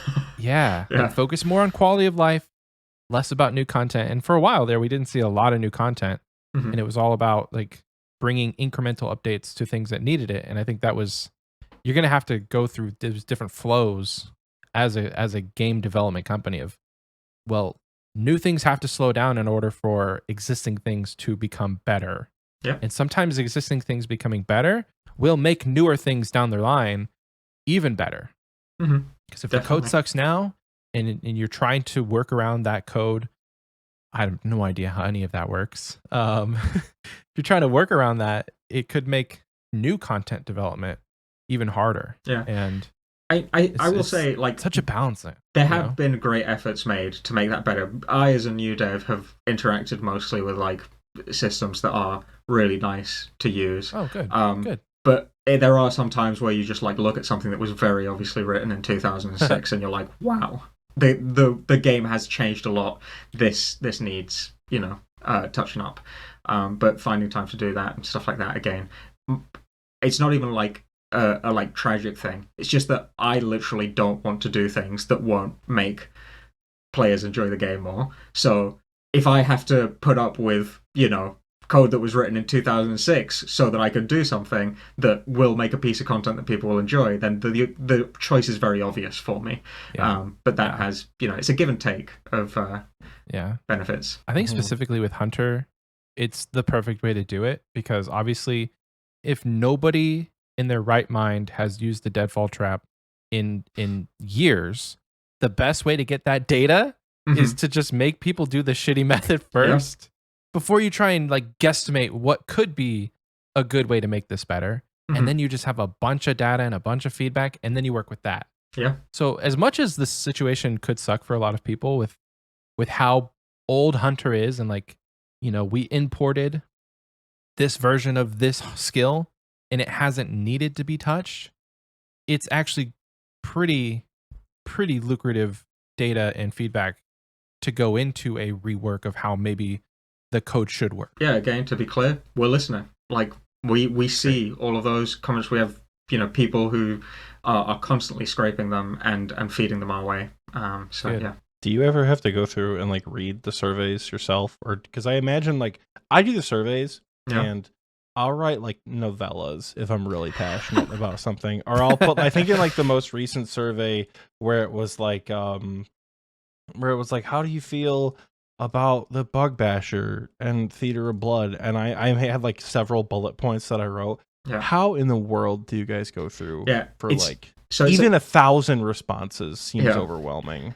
So it's a bit of a mystery to me because it's not my job, but we do have people who are on the case who are really good at what they do, and somehow they like, sometimes I'll get like numbers and I'll get like recommendations, and sometimes I'll get like snippets of like things that people have said, and also we get like word clouds of stuff sometimes. Like, it comes in all shapes and forms, but like sometimes it's like, oh, here's a word cloud, here's what people are mentioning the most, and here are some snippets of what they're talking about when they mention those things. And it's like, oh, wow, that's amazing. I say, it's genuinely, they do such a good job of collating information. And, unfortunately, if you're in the band of people who, like, you're the, like, 3% of the community that cares about something, then, it can be harder to get heard. But they're also really good at, like, they have all of those, like, data gathering systems that are, like, semi-automatic, but they're also really good about just, like, directly engaging with the community.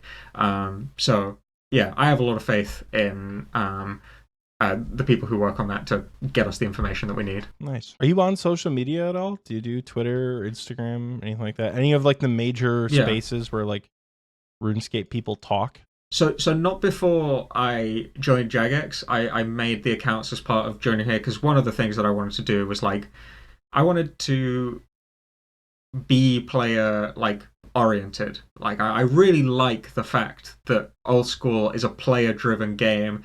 People like genuinely talk about and drive the updates. It's very obvious to me now that I've been on the inside that is truly the case. Like we every time we put a blog out, every time we get responses, we go through all of it.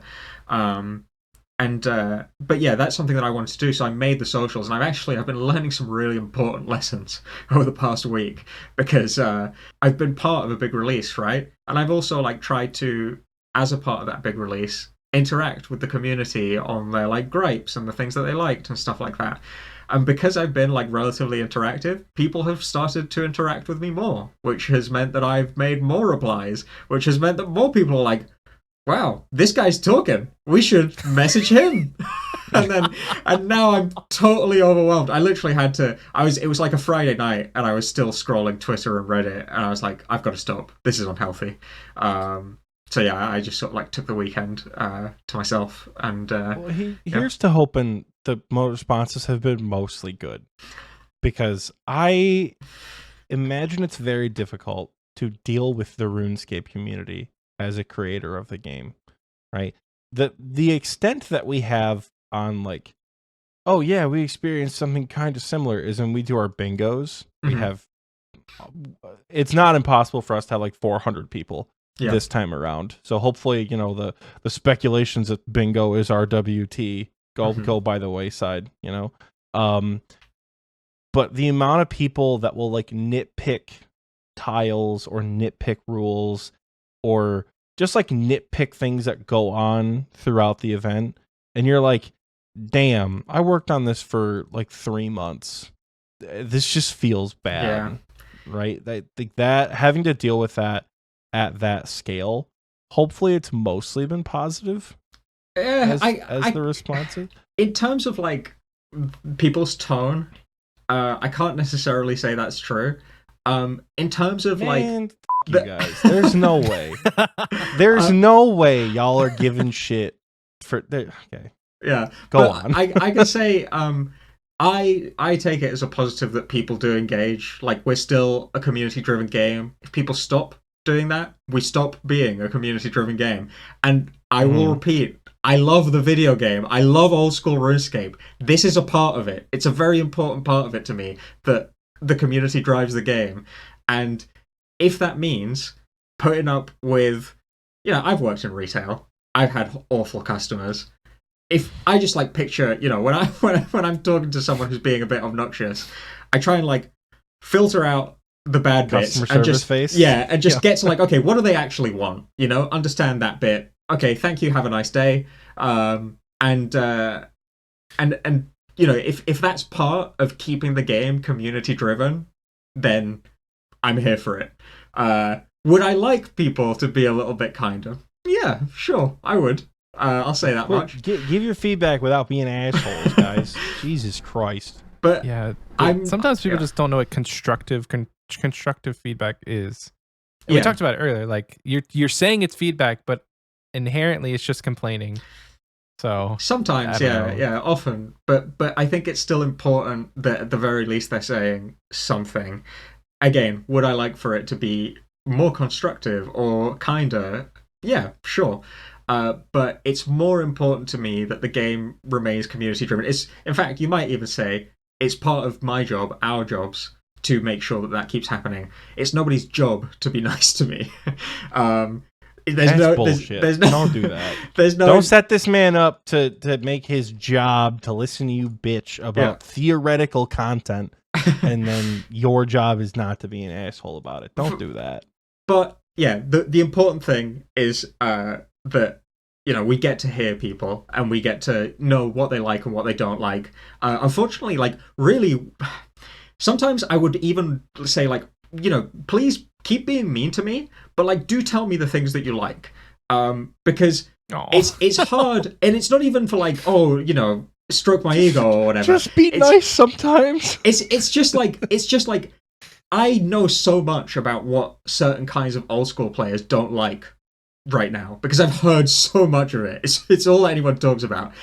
You can be like, hey, Mod Rice, you're an idiot and you suck at your job. I like this part of the game. And I'll be like, well, at least I know what you do like, and I know what I, can work towards. But nobody talks about that. Nobody talks about the things that they do like. Well, I say nobody. Not as many people talk about the things that they do like. And again, even if it's mean-spirited, it's good to know those things, because it tells us, where we're going right and where we're going wrong, and allows us to calibrate towards what the community wants. If it is any consolation as to people who interact with a not like a large, but like a pretty decent, 2,000, 2,500 people-esque community of RuneScape players, we've not really heard, like, legitimately, other than Pyrefoxes, I don't think we've heard a lot of, like, really bad complaints about Varlamore. We've seen, I think every day we get probably a handful of notifications an hour about either Hunter Kit pieces or Perilous Moons armor pieces that come in, because people are just really enjoying it. And then the people at the higher level, I don't think we have a quiver in the clan yet. I don't think. But we do have some people who are like really trying. Last night we were in VC. One of our good buddies popped in for 2 minutes. He said, "Guys, I'm so angry. I'm so upset. I think I'm just so mad." We're like, "Oh no, did you die?" He's like, Saul had 50 HP. And he died to a sunbeam, and he was so angry. Yeah. And he's like, I don't care. I'm going right back to it. And then just like left and went right back in the Coliseum. Yeah. So we just have people who are like doing everything. And it doesn't seem like we have a lot of like, again, other than the damn deadfall traps, like, wow, this is like really bad. Yeah. I don't want to interact with this. And it is unfortunate that like people are so much more prone to talk about what they don't like, especially on RuneScape social media. Because I'm on Twitter and I've seen a lot of the angry discourse, particularly around some of the more recent blogs. And no one really talks about like, yeah, this is good. I don't want to say it's because they're busy doing it, but like even myself as a player who's on, those socials, like very rarely am I going to stop and be like, Perilous Moons actually kind of fucks for like a guilty pleasure activity. Like, it's not for me. I don't care. I'm going to do it anyway, like. Well, it is nice to hear those things, and as I say, like, I'm a very new employee. I'm very new to game design. This is my first job in the field, and it is very special to me that I get to see people enjoying stuff. I can't like hammer that home enough. It's really nice to have contributed to something and see people going like, I like this thing. Can't put it into words. So yeah, I do like hearing that sort of stuff. But also, like, separately from that, I just like hearing it because it's like, oh, okay, people like this sort of stuff. Okay, we should do more of that. That's the hard part about it, though, is not you're going to find more people who talk about what they don't like. And we've already said that. But like, if you have like people that talk about what they do like, sometimes that doesn't always represent the wider community. Yeah. Yeah. It's about getting samples of like, yeah. Yeah. We talked a lot about it last week, about how the high-level community is a very vocal minority when it comes to their opinions, and how sometimes it's just like it's really hard to filter out the fact that like somebody who has done all the combat achievements, they have all of the biggest and best in slot gear, they're not going to care about the Moons of Peril, and their opinion on that content isn't really that valid. So if they're over here screaming about how the rewards suck and the armor is trash and you shouldn't do this and like, why did they waste their time? Just like ignore that person. Yeah. Ignore them, because it is great content. Thank you. It's just not for you. Yeah. I think, the ambition is to keep everyone happy. That's not actually possible, but we have at least got to aim for it. So yeah, I think you can keep a majority of the people who the content is designed for happy. Yeah. You've done your job. Yeah, but I think you've done your job. I hope so. Yeah. But yeah, I think that's why Varlamore has been so well received. To be clear, absolutely gargantuan amount of work. It's crazy seeing, like, as a junior person, I'm sort of slower than everybody else. It's crazy seeing how much everyone got done for that. And I think having a project which had a release that had definitely something very HLC oriented, right? The Coliseum, it's obvious. Something for players who are not quite at that level. and then something for people who enjoy a more casual exploratory thing, and then a bunch of other like tidbits like the prayer method and the mining method and all that stuff. I think that is part of the reason it has been as well received as it is. And that maybe says like, oh, we should do more stuff like that, but it also means that people have to wait for longer, and that also is not great. You know, we like to do things as quickly, put things in players' hands as quickly as we can. So it's a balance, obviously. But yeah, the last time a new continent was Zaya, correct? Am I? Yeah. So that was in 2017 or 2018, if I'm not mistaken, because Chambers was like 2017. No, Chambers 2016, I think. 2016. Because I was also trying to think like, what's the last like? Because Varlamore isn't. I mean, yes, it's a new continent with like a lot to do, but I feel like it's more akin to like probably the Kebos lowlands, farming guild, Hydra, like that kind of like variance of activity. Refresh. Probably is the last time. Like you could maybe make a case for like Darkmire as being a more recent one too. Yeah. But there's overall probably less to do in Darkmire than there is Kebos Lowlands. So we haven't seen something like this in a long time. For sure. So there's a question from Soggy Waffles that I think kind of transitions perfectly out of kind of what we're talking about into this. Soggy Waffles is one of our patrons, by the way. He's not like just a random ethereal figure that we're the XP wasters now. Were there any scrapped ideas for the new content that didn't make it into Varlamore Part 1 that you wish would have? Okay, not that I wish would have. Okay. I got plenty that definitely shouldn't have made it in. But yeah. He says whether it would be an NPC, a quest, a boss, a new skilling method. If so, which idea do you most wish made the cut but didn't? You know, I think given how ambitious Varlamore was to begin with, like, imagine, for example, that the Coliseum hadn't hit the nail on the head, right? That would have been a disaster. It doesn't matter how good everything else was, it would have been the talking point. So I actually don't have many regrets about the amount of content that we went for. I think it was pretty much spot on. Because if you try to do too much, you do sort of risk that. There were a lot of ideas from development that didn't make it in that definitely, like, I'm so glad didn't go ahead. So a lot of like, what are some of the worst ideas you guys came up with? Because we'll do that when we plan bingos. We're like, what is the worst possible tile? Bad ideas only. What's like the worst possible tile we can think of? And it's like 1,000 golden nuggets from Motherlode Mine. Like that's terrible. But how do we work around that idea? So I can't say too much because there's still a temptation within me to not just me, good. Some of the bad ideas could become not just within me, but also a colleague of mine that I've worked with a lot, Mod Mac. We both sort of like worked on this idea for a while before we were like, yeah, this is terrible, but we're really fond of it. It was an early iteration of the Warbanders that these are the Fremnik guys in the Colosseum, where you had to sort of like use a combination of freezes, a like weird way of forcing an unfreeze, and the distance that the enemy was away from you in order to get them all to off tick. And if you didn't have them off ticked, you were basically dead. It was that's what I say when I say like the Colosseum was way harder, not in a good way, in a totally unreasonable way. You had to do like mental arithmetic with like draw lines in your head, like, okay, I'm 8 tiles away from the major, I'm 7 tiles away from the ranger, I need to be 5 tiles away from the melee, so I need to freeze this guy here and freeze that guy there and freeze that guy there, and then when you got it all right, it was pretty satisfying. It was satisfying once you got it right, but like that Coliseum hard mode, baby. Yeah. These guys just thought to themselves, let's take wave 63 of the Inferno. Just make it so much worse. That was that's just so much worse. The funniest thing was that was wave 1, and it was like someone else took one look at it and they were like, guys, no.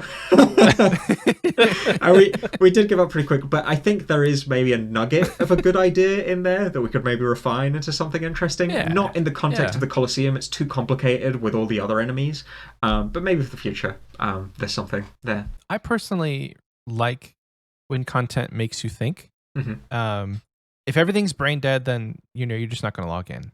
So there has to be sprinkles of like this, I guess, Scurious, and I mean all of the content that has gone to bridge the gap. Yeah. Because for a while there was a massive gap between this is Giant Mole and this is Theater of Blood hard mode. Like there was nothing in between. Yeah. But now Scurious slots in there perfectly.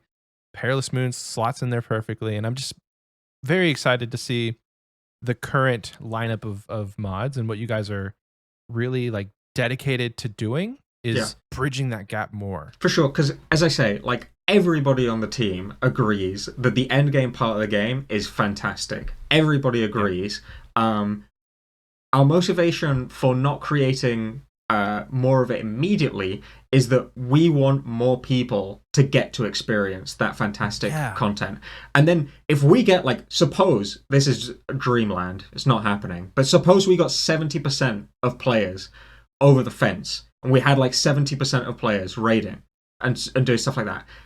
Think from like the perspective of like us as a community driven game. If 70% of the people playing the game are doing raids, what are they gonna ask for? What are we gonna be able to make?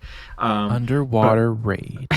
Maybe. Who knows? We could do anything. I don't care about the setting. I'm worried about what y'all are gonna like spit out at us, because some of the stuff when seen for the first time is just atrocious. Because there is like I tell people, like, as far as like the first two raids are concerned, Chambers is a lot easier to get into, but a lot harder to master. Theater of Blood has this horrendous learning curve, but once you get your like first Deathless Tob down, it really doesn't change that much. Fair like enough. You're not like plateaued, but like the things you can improve on once you just can stay alive in all the rooms are like micro efficiencies, like pre-switching at Nilo, 5 ticking at Zarpus instead of 5.3 ticking, Pog tanking, like all a bunch of stuff that like you don't need to know how to do the raid well. Yeah. As compared to like a solo Ulm, which like I can't even count to 4 when I try to do solos. I'm not a Chambers guy. Yeah.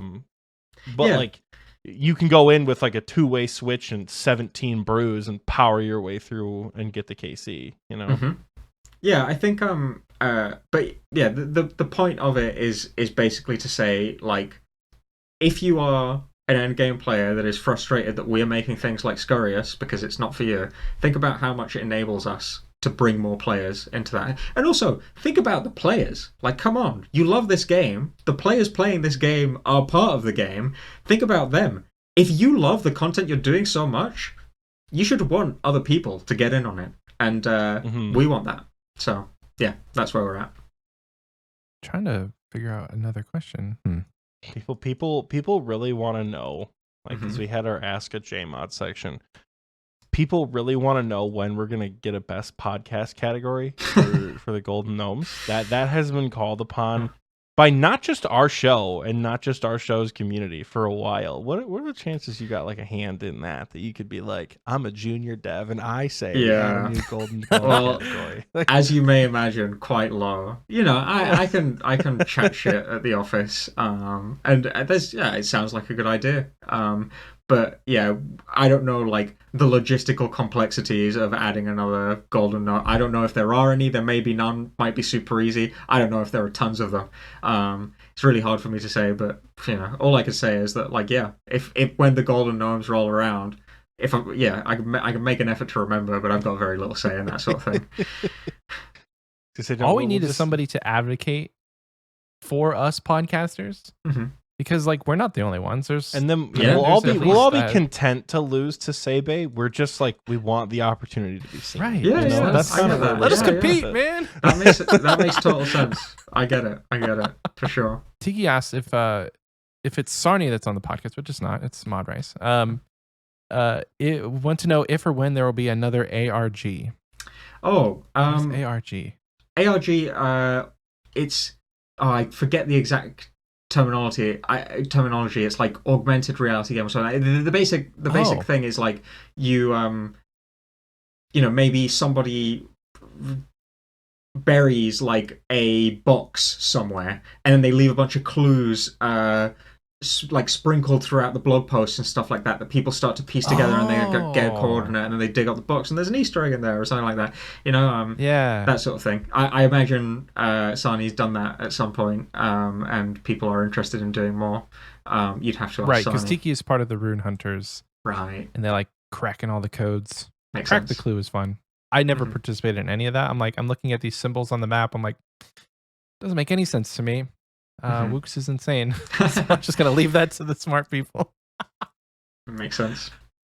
Yeah. One thing that we didn't actually get into at all, and I always like to ask this question with guests, is like, what is your sort of like origin story with Old School, or even with RuneScape? Did you play as a kid? Yeah.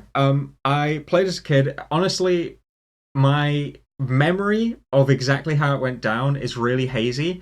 I feel like I must have played when I was 9 years old. I maybe played when I was 8. Because I had friends in my primary school that I played it with. So it does go that far back. I don't know whether it's quite like RuneScape 1, but judging by like how far back, again, I have a really hazy memory of it. Judging by how far back it is, it may be, but I have some vivid memories of being a kid. I remember fondly making accounts over and over because I thought Tutorial Island was cool. I will say as well, cool little trivia, that is part of the inspiration for Perilous Moons. When you are on Tutorial Island, they're like, here's an axe, you chop some trees, you make a fire, you fish some fish, you cook the fish, then you fight a monster and you eat it. And then you get off of Tutorial Island and it's like, okay, let's forget all of that. You fish 1 million fish, then you cook 1 million fish, then you kill 1 million boss. Or you do activity to get money, buy off the GE, kill 1 million boss. Yeah. So I was like, I want to rekindle that from my childhood. So I want to make a dungeon where you're actually doing all those things that the game promises you're going to do. Because I do think, here's some supplies. Go build a camp. Figure that out. I think that interestingly, even though everyone is so efficiency oriented right now, people mostly started playing the game because there was something magical about it back then, right? And I think that what's on Tutorial Island is part of that magic. And my personal sort of design mission, is to bring that fantasy to life. That fantasy of like, you can do all of these things and all of them are going to help you be a pinnacle adventurer. That sort of thing. Not everywhere in the game. I think it's still good that we have bosses where you just like send, 30 KC one after the other because it's 2 minutes away from a teleport and you can just teleport back. Not 2 minutes, 2 seconds. Do that. I think that's a fine gameplay loop. It's just that we could have more of what's offered on Tutorial Island. I think Tutorial Island like a also self-contained place that you just you could never leave and it would be totally fine. Yeah, maybe. Yeah. It serves really well as a tutorial for games. I don't know if you watch a lot of like Josh Strife Hayes or whatever, but I'm a big fan of his channel, and I often see like complaints he has with the worst MMO ever about tutorials. And I think ours does a really good job of like, here's just enough mechanics to get you to know what to do without explaining what a tick is, without explaining the importance of like overhead prayers or strength bonus of an item. Like, here's the most basic of how to play the game. Go figure it out from here. Yeah. I do specifically think we could do a better job with the overhead prayers because they're such a big part of the game, and like you wouldn't even know, right? Like if you don't interact with anything, you might go through like leveling. You might get sick of picking up bones and burying them. You don't know there's a chaos altar, and then you get to like PVM content and you just instantly die. You're like, what the hell am I doing wrong? You've never interacted with, but it's not that big of an issue. People have guides in the wiki and stuff like that. But yeah, for the grand majority of it, I do agree. Quick and to the point tutorial that just gets you through and gets you out into the world and lets you explore and make your own adventure. Definitely best. Maybe with overhead prayers, we could just have a little bit of a like point in the right direction and let them go. Maybe it's just as simple as like a cutscene of like someone being super obvious about like, and now I activate protect from melee to protect from the dragon's vicious claws, and then you just slash it or something. I don't know. Quickly, Definitely. there's an arrow coming at you. Yeah, You wouldn't want to do that because then you'd have to explain like quickly, adventurer. The damage is rolled when the NPC's attack animation begins. So when the projectile's in the air, it's already But that's too late. needed. That's needed. So for what it's worth, I think it's actually a good suggestion to have an NPC do it, like in a cutscene is one way, but also you could encounter NPCs that pray like overheads way before you ever got overheads yourself, right? And if you started firing arrows at a guy without an arrow above his head and you did no damage, and then you switched to a sword and then you did damage, you'd be like, oh, that's what that means. There you go. Easy. But yeah, goblins are about to get way more difficult in Lumberjack. Hell yeah. I think, and you guys have about 7 days to do this, so you better act quickly. For April Fools, you should have Endgame Island, where it's just a bunch of different endgame tutors. Like there's one that's like a guy dressed up in a spider outfit, and he's like, you're going to want to walk back 2 squares, and I'm going to throw this at your feet, and then you walk back and you slap me in the face. That's going to be the practice. And we'll do that a couple times. And then you go to the next station, it's like, here's an anti-dragonfire shield. I'm going to throw some water at you, and it's like red water. Yeah. Just silly. You have about a week to do it. I think you can get it done. That sounds hilarious. We might be a bit busy with the Varlamore feedback, but it sounds like... Let's make it's Endgame Island, which is just Tutorial Island, but you have to stand behind a shield the entire time. You have to stick with the leading edge of the shield the entire time, and the minute you screw it up, you get hit for like 140, and you're back to the start. Yeah. That sounds good. Try again, adventurer. Sounds good. You get the Tutorial Island cape, and you get the... See, this is like we said, we get off topic sometimes. Yeah. Oh, for sure. So everybody quit during EOC. Did you make it that far in RuneScape 2? This may be somewhere you can help me. My blurry memories as a kid, I logged on one day and summoning was a skill. And I was like, I love dogs and I can have a dog. I'm going to go train summoning. Cool? You're like, yeah. You get dogs and shit. And so I think that was like 2009, maybe 2010. Because it's not too far after it's 2009 or 2008 for sure. It's not too long after the backup. The backup. Yeah. Yeah, I don't remember ever having a hotbar with abilities or anything like that. I think summoning is my most recent memory of like being excited when I logged on. But I also remember getting lost looking for the place to train dungeoneering, and I just like I walked somewhere, I was in the middle of it, it was snowy, I can't remember exactly what was going on. I was like, this is too hard, logged off, abandoned the account. No home teleport, so my man was on White Wolf Mountain, totally not even he wasn't even touching it. Do you remember being frustrated that you couldn't trade somebody with like the free trade going away? I remember the trade limits. I think I may have been one of the few kids that was actually a good thing for, because it probably stopped me from being like ridiculously scammed. I think I remember I got like an adamant plate body from somewhere. I was like, yo, I have an adamant plate body, and some guy saw me wearing it, was like, I'll give you 3k for it. And I was like, 3k? That's so much money. I just gave it to him for 3k. And then I went to the GE and looked up the price of an adamant plate body, and it was like 8k. I was like, well, that's dumb. I've just lost. Yeah, anyway. I once had a guy outside the south gate of Falador. I once had a guy tried to trade me an adamant G kite shield. And he's like, yo, I'll give it to you on the cheap, 250k. And I was like, yo, I actually have to. I might be able to, like, this would be super cool. I get one of these gold shields. I've never had one of these before. Some random Good Samaritan bystander was like, that is not worth 250k. He's like, I'm telling you right now, if you listen to this guy, you're gonna get scammed. Like you can buy that for less. It's not worth as much as this guy's making you believe it is. And I didn't end up buying the shield because of that guy who swooped in. Because I was this guardian close. Angel. I would have done it. I would have fucking done it with the Adamant G shield. We love to see those positive interactions. There was one time I stepped into the world of scamming, and I had noted Addy axes. Career. Good God. Noted Addy axes and noted rune axes, and I was selling them to people south of Falador. And I was like, "Hey guys, selling rune axes." And then at the very last second, I would swap it for a noted Addy axe because they look almost identical. Yeah. I didn't You're get the reason there's 7 different stopped. accept buttons that you need to click. Yes, my heart was pounding so fast. I was like, I'm not made for this.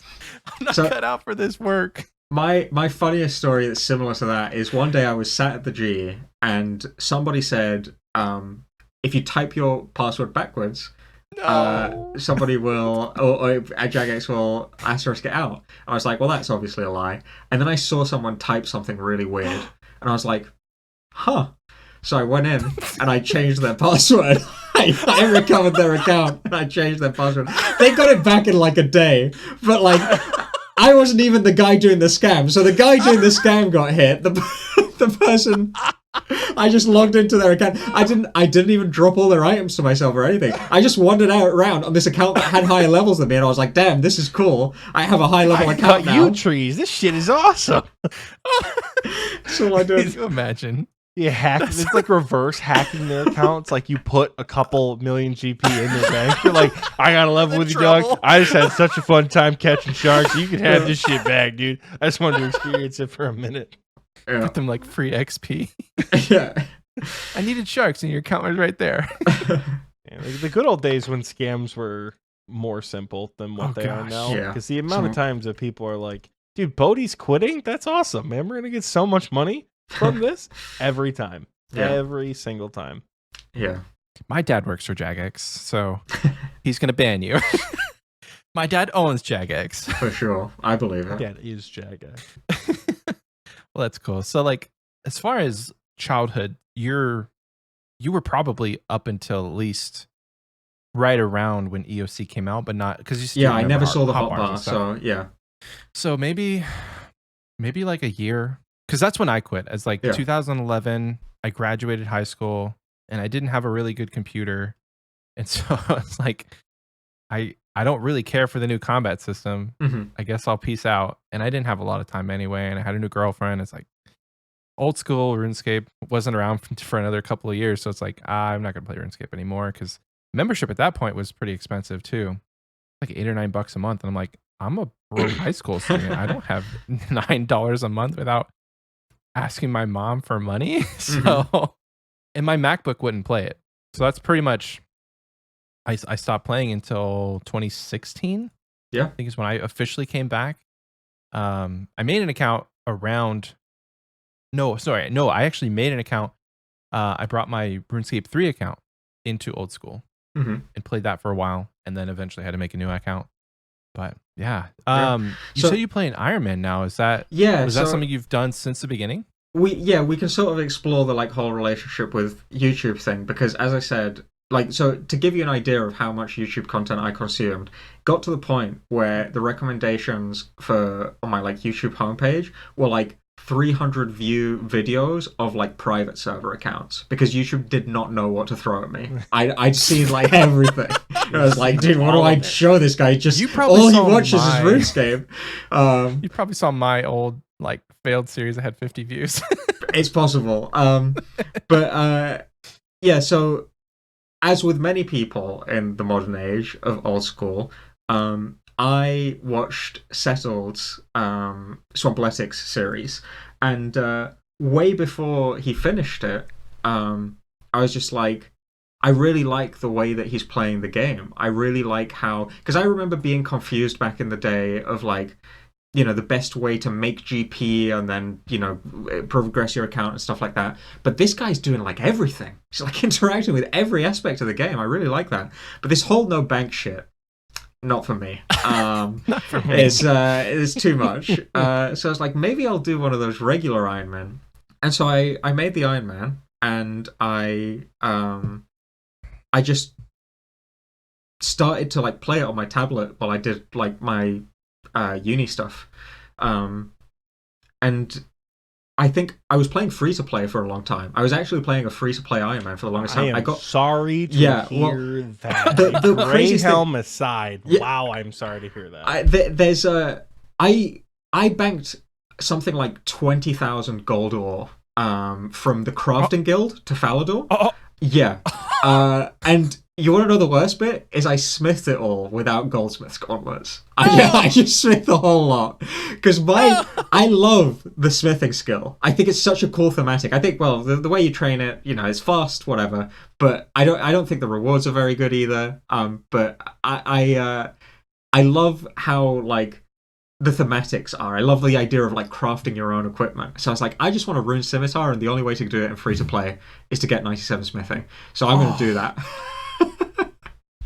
I never made it, to be clear. I did not make it at 97 smithing. But that was the plan for a very long time. And then they actually got me with a one of those, like, free subscriptions from Twitch Prime. I was Twitch like, Prime, yeah. I can do some quests that give me smithing XP if I get this, like, week-long thing. And I did the quest, and I was like, I'm actually having a lot of fun. Maybe I'll continue playing the game this way. Then it became just, like, COVID hit around that time, and I remember having my year one of university was, like, really intense, and I remember feeling, like, extremely cathartic afterwards, and just wanting something that I could just sort of, like, tune out and, like, turn my brain off a little bit. That was COVID forever, dude. Yeah. Yeah. And so I just started playing loads of Old School Runescape, tons of it, and started progressing the account, and obviously at some point, I see Swamp Essex do the Theatre of Blood in full Guthans. I'm like, that's the coolest shit I've ever seen. That is so damn cool. I want to do that. And that's when I started, like, building up the account for PVM. Like, I started looking up guides of, like, okay, how do I actually efficiently progress through the game so I can get to this stuff? I'm at the point now where I've interacted with most things. Like, most of the grind, like, I don't really have anything stopping me from doing Chambers of Xeric or Theatre of Blood on, like, semi crappy gear. So there's a lot of stuff that is that I've, like, interacted with throughout the game to build myself up to this point. So yeah, got good game knowledge, and as I say, a lot of the game knowledge doesn't even come from playing the game. It's just, like, I just watch so much damn YouTube content. I feel that. Yeah. I feel that I consumed so much YouTube before I had a kid. And now that I have a kid, like, it's just, I don't get TV time anymore. But a lot of the time that I was playing the game was, like, I had my laptop or my iPad and I was playing on mobile and just watching YouTube. Yeah. And it was mostly almost all RuneScape content, just Ironman from scratch or I feel that, like, game knowledge doesn't come from me doing it. It comes from watching people do it. Like, especially because these weird accounts uncover so much, like, stuff that you just never interact with if you just followed a guide and progressed the game normally, which is what I did. I got to know a bunch of other stuff through that. I got to know a bunch of, like, PVM stuff through, like, I've mentioned I haven't done Theatre of Blood, but the Jaguar attack was modeled after Verzik's step back mechanics. That's because I saw that and I was like, that's really cool. I haven't done it, but I definitely think that people should know how to do it because it sounds really cool. From my experience, it's really cool to watch from the cage the first couple of times you get there.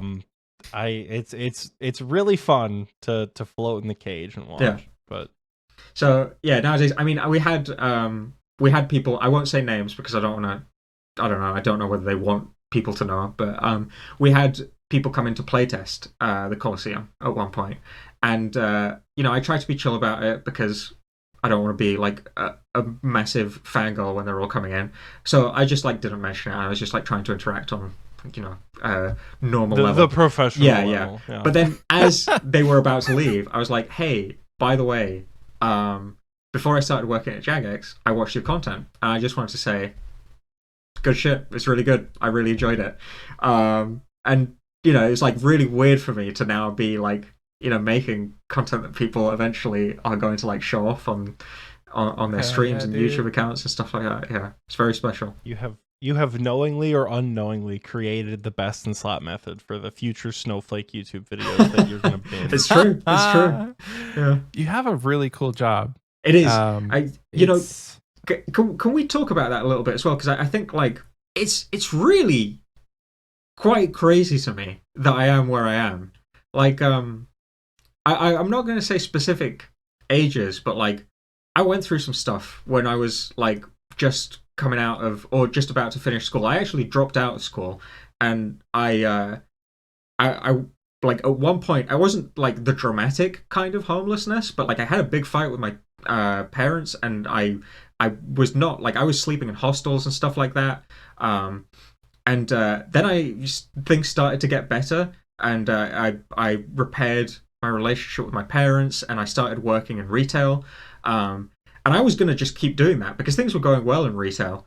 And then one day, this guy just shows up. He wants I'll reveal a slight bit about my retail history. He wanted a wardrobe, and he liked the way that I talked to him so much that the next day he came back and he was like, "Hey, I work for a school, and I think you'd be really good. If you ever want a job, here's my card." And I was like, "Huh, that's weird. I've been thinking about getting back into education." He was like, "You don't say. You know what? Let me help you with that." This guy doesn't show up and doesn't like want to buy a wardrobe. Maybe I'm not here. It's entirely possible that I'm not here today. It's so wacky to think about that. And yeah, because of that, I went back to school, finished school. I went to university, finished university. I spent like a year pretty depressed because it's very hard to get into game design, game programming, all of that stuff. It's very like I wouldn't doubt it. Yeah. Yeah, and again, sort of on a whim, I was like, well, I play a ton of Old School. I'll just submit an application. You know, Jagex, they're not like they. It doesn't seem like the kind of people who would need to hire someone like me, someone so junior. But hell, what's the harm in it? And now I'm here, literally working like a dream job. Like, dude, it's insane. I really can't like. It's not necessarily like thanks, but like. I do feel like incredibly lucky to be in the position I'm in. It's very, very special. Just want to reiterate that. Wardrobe guy, thank you, wardrobe. If you're watching this, wardrobe guy, thank you. I genuinely need to send him an email or something. Be like, yo, by the way, things are going great. Thanks for that. You've permanently altered the course of my life. Yeah. Hope you enjoy your furniture. Yeah. I too applied to Jagex on a whim, and this is where I'm at. So, oh, well, hey, maybe next time. UK based, maybe UK based. Yeah, I think it's Manked is the guy. Oh yeah, he applied around the time that I applied, and I think he got the job that I had applied for.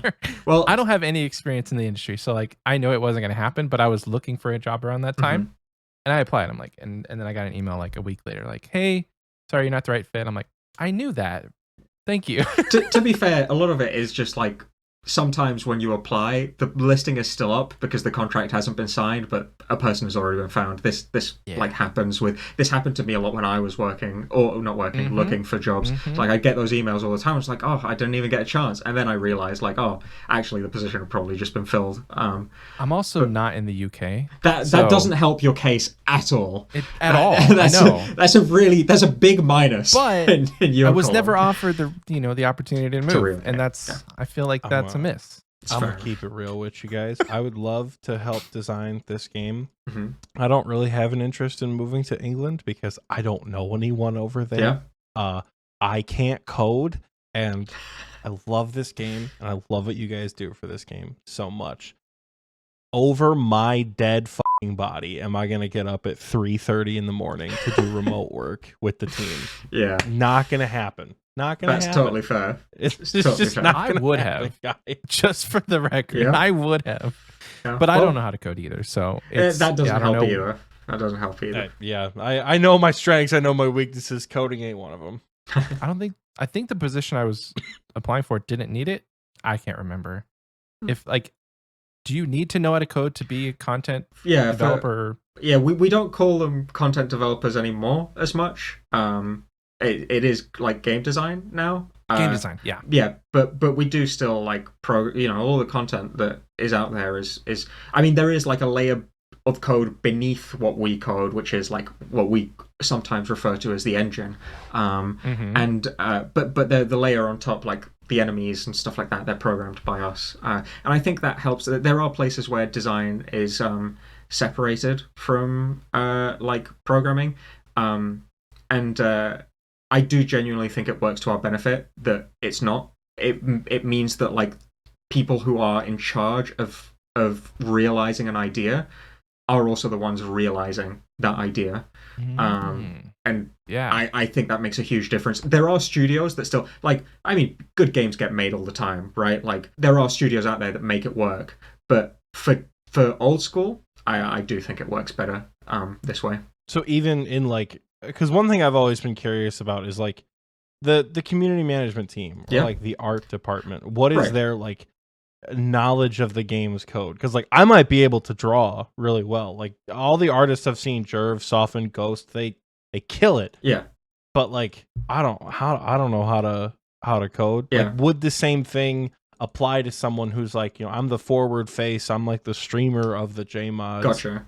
Yeah. What do I have to do to build the game too? The level of knowledge varies. It's not a requirement for a lot of roles, some of which you've pointed out. The artists do have to interact a little bit with the code base just because of how the game works, and they manage just fine. And, you know, a lot of them aren't, like, super great at programming, but they definitely make it work. So, yeah. But some know more, some know less. This is a bit of a conceptual question. Yeah. How did any of the art direction direct what you wanted to do for Perilous Moons? Or was it, like, vice versa? Like, you gave them this blank slate and they just made stuff out of it? I think it's best when there's a bit of a back and forth. At least it seems to go well that way. I'm not sure how much I can say, so I'll keep the answer pretty vague. But I will say that I was on several occasions handed artwork that was like, that is so cool, and here's what we're going to do with it. You know, like a picture of one of the bosses or something, and I go, like, it's very obvious, like, the Blood Moon, right? Oh, I see that. Blood Rain, instantly, bam. You know, other stuff like that. Like, the art inspires the gameplay sometimes, and sometimes the gameplay inspires the art. I generally think, you know, I can't say this with certainty. I've literally worked on one project on my first game design role ever, but it feels to me like it works best when there is a back and forth, and not when it's one person saying, like, you do this, and the other person going and doing it, that sort of thing. Yeah, that's neat. To talk about your journey playing the game and not creating it, did you just start looking up RuneScape videos? Did it come by accident? Did you have a main account? Because I know for me, what brought me back to the game was one of my buddies texted me, and he's like, yo, remember that old RuneScape we used to play? It's coming to our phones. I'm like, that's fake. That's a private server. That's not real. Because I played this game in college in 2016, and I was spitting fire out my ass, and everything looked totally different than what I remembered as a kid. So I don't know if that's real. And then on a whim, I went on the App Store and went, I know the name Jagex. They actually used to make RuneScape. Is this real? And then downloaded the mobile version, and then here I am. Did you start with an Ironman after just, like, stumbling across these series? It was just like I saw that way of playing the game, and I was like, this looks, because I think I mentioned this to Michael in, like, a little preamble that we had, but I love the video game. I love every aspect of it. However, I like to play efficiently, and if I play efficiently, sometimes I'm going to miss some content. If I play efficiently on an Iron, often it forces me to engage with content. Now, we've sort of talked a little bit about, like, the merits of something like an Iron Main, where, like, you earn the gear, but you don't have to do all the, like, rubbish supply gathering and stuff like that. And that's another way of playing the game that I think is pretty valid. All methods of playing the game are you heard it here first. Mod Rice hates main accounts. No, I actually genuinely. So one of the things that happened on Perilous Moons is that I was so aware of my own biases of the way that I played the game that I was really keen to create something that interacted in a healthy way with the economy. So I sought advice from people who did interact a lot with those elements, and I did a little bit of learning. Again, don't want to disclose too much, but at university I did do some moderately mathy stuff, and that helped me in understanding what I needed to do to make a successful piece of content for mains. And the content is geared towards mains. At least that is what I have tried to do. So yeah, but me personally, what I meant to say by like is a valid way of playing the game is that a lot of people say like Iron Mains are fake irons, they're just taking the easy way out. I don't think that's true. I think they're just like experiencing the game in a way that is really fun. But yeah, so I feared that if I played a main, my own like lack of discipline would end up with me not experiencing a lot of it. And I think I was right in saying that. That's not true for everyone. Some people find a piece of content they really like and they're able to just grind it out endlessly, even though it's like not the most profitable or whatever. That's cool. But I really struggle with that sort of like, way of playing it. So yeah, having it so that like, okay, doing this first will give me a weapon that will make this other thing easier or faster to do. It's like that makes it feel good when I do the thing that's difficult. So makes it easier for me to play the game that way. So, do you have Gauntlet completed? I do, yes. Well, I don't have like the pet, for example, but I do have Gauntlet completed. Imagine not getting the pet on the first KC. Couldn't be me. Unfortunate. Couldn't be me, dude. Having it like put into words, I guess I haven't realized that like that is where my head's at right now. I maxed my account after about 6,500 hours of inefficient gameplay in November of 2022. And I played that account as a maxed main for about 6 months, and then I have pretty much been playing nonstop on my group Ironman since then, since like early 2023. And so hearing it put into words that like you don't want to skip content, and it's like forcing you into this path of like efficient progression, and that's what is enjoying. But like I feel that because as a main account, it's Xscape essentially. Like if you go to a certain piece of content or you get lucky, say you get like a trio shadow split or T-bow split or something, you never have to go to the gauntlet. Yeah. You don't need, you could just buy a Bofa. Yeah. You could just buy full crystal. You never have to step foot in the gauntlet ever as a main account. You could just skip it. Yeah. And so that to me is like, I am playing on a group Ironman account where I would really like to have a Bofa, and I can't just skip it. So I'm it's forcing me to learn the content that I otherwise probably would have skipped in favor of just having that stuff more readily available from the GE. And then as a main, I was floundering on what do I really like about this game. As a maxed main, it was really hard to not see the little numbers go up anymore. And so I think that's where having the account progression on my Ironman has made this game fun again. But even then, like looking back from 2016 and up until now, I kind of really I skipped a lot of the mid game stuff, and the mid game stuff has been a lot of fun for me, and especially now with a lot of like emphasis being put on the mid game, it's been really fun. Yeah, like I've been having a blast with Moons of Peril, and I probably wouldn't have. I would have been like, oh cool, these bosses are easy because I have all the best gear to just do it, and then moved on and tried to like, bang my head against the wall in the Coliseum. But it's been, now that you put that into words, I really track with that. Yeah, no, I'm glad. And I do think like, for people who are more like they know what they want, that is like obviously being a main is the way to play the game, right? Like I love Theatre of Blood and I just want to do Theatre of Blood all day. You should probably have a main because, on Iron Man you need to like resupply and stuff. Did I just call you out accidentally? You did. Yeah. He called Oxie out. I've not been able to do Tob in so long because of mining and because of agility. Because of this goddamn area expansion that's been like, I don't want to do Tob. I want to go do Moons of Peril. Like I don't know. But yeah, I think like the idea is if you know exactly what you want, right? Like I really want to do Theatre of Blood. There is something in me that's like, oh, if only I just de-iron. But like I'm too far through the journey now to like throw it all away. So like it's almost like I start to think like, oh, should I make a main and then just like build it up and stuff like that. If you really want to do Theatre of Blood, we can drag you through it, dog.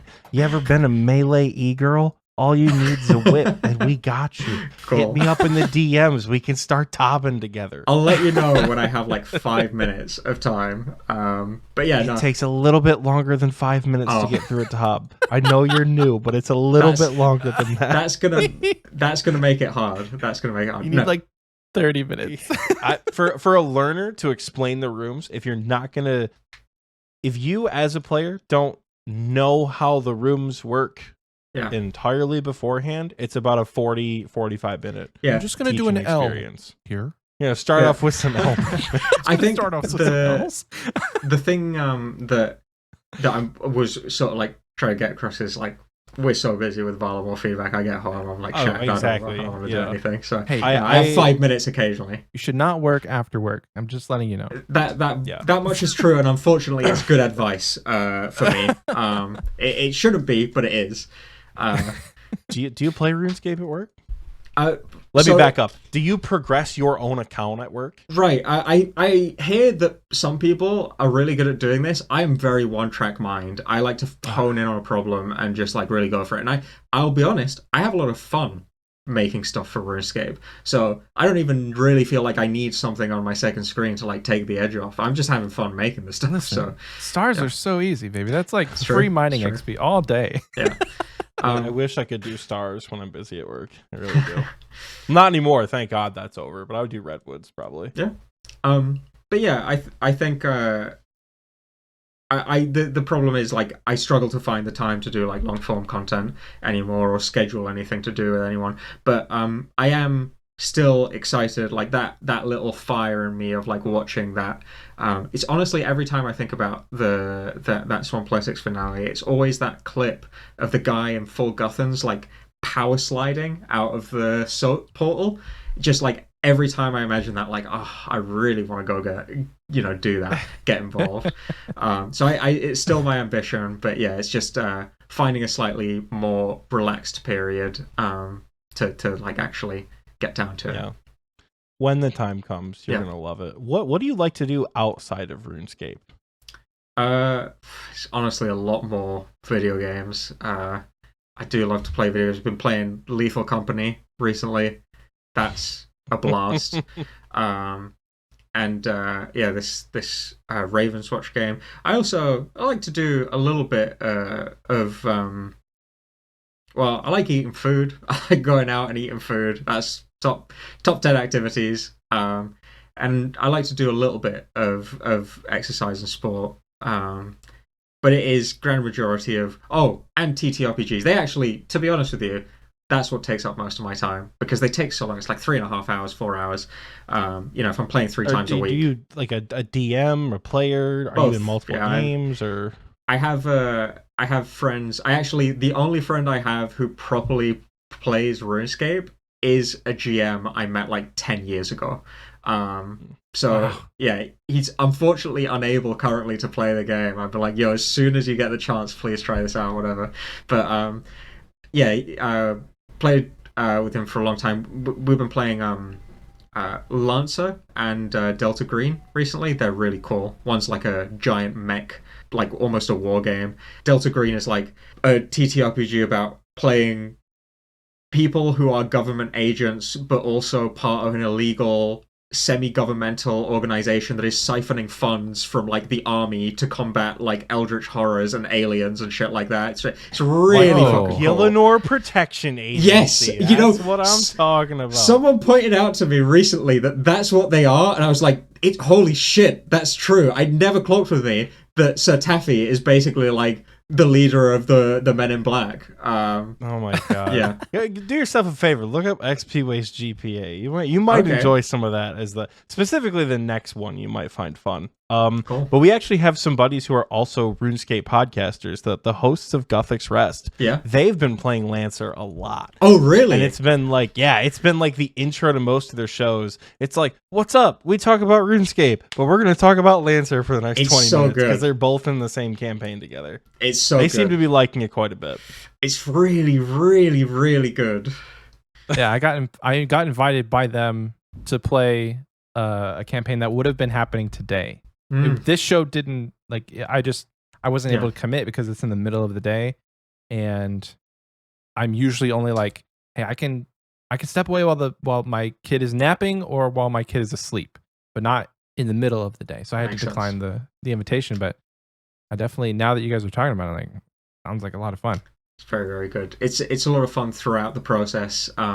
There's like it's not just that like the system, agnostic to all like flavor, is good, but also the flavor is just on point. Like you get to like in the character creation process, like piece together a mech sort of part by part, and it's like that is the mech fantasy, right? It's like getting to build your own little thing component by component. And I'm going to have one arm that's a rocket launcher and the other that's a giant sword. And you can do that. You can do whatever the hell you want. The dream. Yeah. That's dream right there. I've from what I've heard from the Guff Express boys, it seems like it's a lot of fun, but like you don't get to like build this OP crazy monster killing mech off the rip. Yeah. It's like every time you level up, you get a different like piece of it. And it's a bunch of different, like, from what I've heard, there's like heat buildup, so you can like, vent heat and things like that, and your parts break, and it sounds super cool. I have not done a ton of TTRPGs. I think every instance of D&D I have ever played has in one way or another been with Michael, and I've only started within the past couple of years. That said, I've put a disgusting amount of time into Baldur's Gate 3. So when the time comes that a campaign will form, or I can run my own campaign, I've got the creativity to run some bitchin' campaigns. I don't know nearly enough about D&D to like be a GM and who like knows the rules. People will be like, yeah, word of power seduce with all this. And I'll be like, I don't know. Okay. I don't know how that would work as a DM or a GM, but like as a player, as a writer, that'd be good someday. Speaking of TTRPGs, Xpwaste is not sponsored by RuneScape Kingdoms. I really want to play that. So I have actually run a session in the office for Old School. That's so cool. It was hilarious because we did go off the, as every good system allows. We went off the rails completely. We just like. Yeah. Because I was like, okay, there's all this like fun like interaction with the skilling. I'm gonna make like a little like dungeon beneath Darkmire where you know the area where there's those the essence mines basically, and there's like those big black holes that just lead to nothing. It's like, right, they're gonna try and there's gonna be a whole like escape sequence, and then they're gonna fall into one of those holes, and there's gonna be a massive cave with all of these like different things, and they need to like build up from. And so I put a bunch of ways there to like gather runes and weapons and stuff like that, and fight monsters in order to beat like a final boss and stuff like that. And one of the more creative players was like, "Oh, can I get? Yeah, I've got lore runes, right?" It's like, "Yeah," and I've got dust runes, right? I'm like, "Yeah." There's no home telly. There's no. Well, yeah, he said like, "I think I can cast group Camelot teleport." And I was like, "Yeah, sounds like you can." Oh no. That's nowhere in the rules, but I just thought that's so fucking funny. It's like I've made this whole dungeon, and they're just like, "Oh, we're just gonna teleport out." That's it. I was like, "Yeah, you guys teleport out, and you turn around, and Castle Camelot is on fire. Join us next time." That's how we ended it off. But yeah, it was really good. I cannot imagine playing because I watched High Rollers do it with Mod Aiza, and who was the female mod that was there? I haven't actually watched that, but you should watch it. It's really great. Yeah, they had High Rollers did it, and they played through a pretty simple campaign, but all of the mechanics are so different from standard 5e. Yeah, but also so intuitive for RuneScape players that it doesn't matter that you don't know the system. Yeah, because it's completely different. No, but it's so intuitive, which is so cool. No, I really like that because I think it's a really tough challenge to incorporate all the RuneScape skills, and the fact that they committed to it, massive props. I do think it makes the game slightly harder to run, so it's probably more for like experienced GMs. But because you need to like, it's fine that the players have the skills and they understand them really, really easily. But like as a GM, if you've got a player who's like, "Oh, I'm going to be really good at like herblore and woodcutting," and you just throw a bunch of combat encounters at them, that's a shit experience, right? So you kind of got to be conscious of your players and the skills they're good at, introduce challenges that they can overcome with those skills, stuff like that. So it's so funny you say that, because in the High Rollers game, they were trying to fight trolls, and one of the guys was like, I leveled up my wood cutting, so let me pitch this to you. And he's like, basically like, there's a tree here, right? And the DM's like, yeah. He's like, I'm gonna cut down the tree and see if I can land it on one of the trolls. Hell yeah. Like, okay, do a check. You're gonna cut down the tree and it might land on this person's house and you have to deal with the ramifications. So it's hilarious that you brought that example that actually happened. But yeah, it's definitely like a very different experience to 5th edition, which I think most people have been playing for 5th edition for like 10 years. I count myself amongst, 10 years, I don't know if it's been that long, but several years at the very least. Like 5th edition, I used to think that I hated 5th edition. I actually don't think I do anymore. I think I just got bored of it. And I think the fact that it managed to keep me entertained for like 6 to 7 years is a testament to like it being pretty damn good.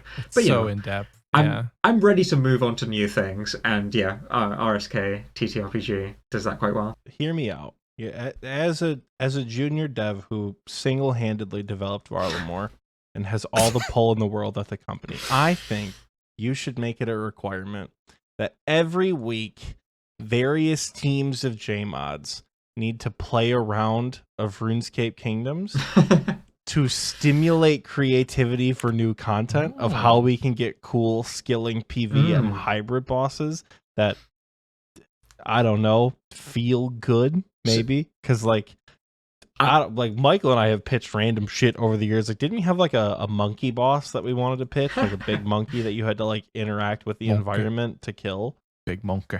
Yeah.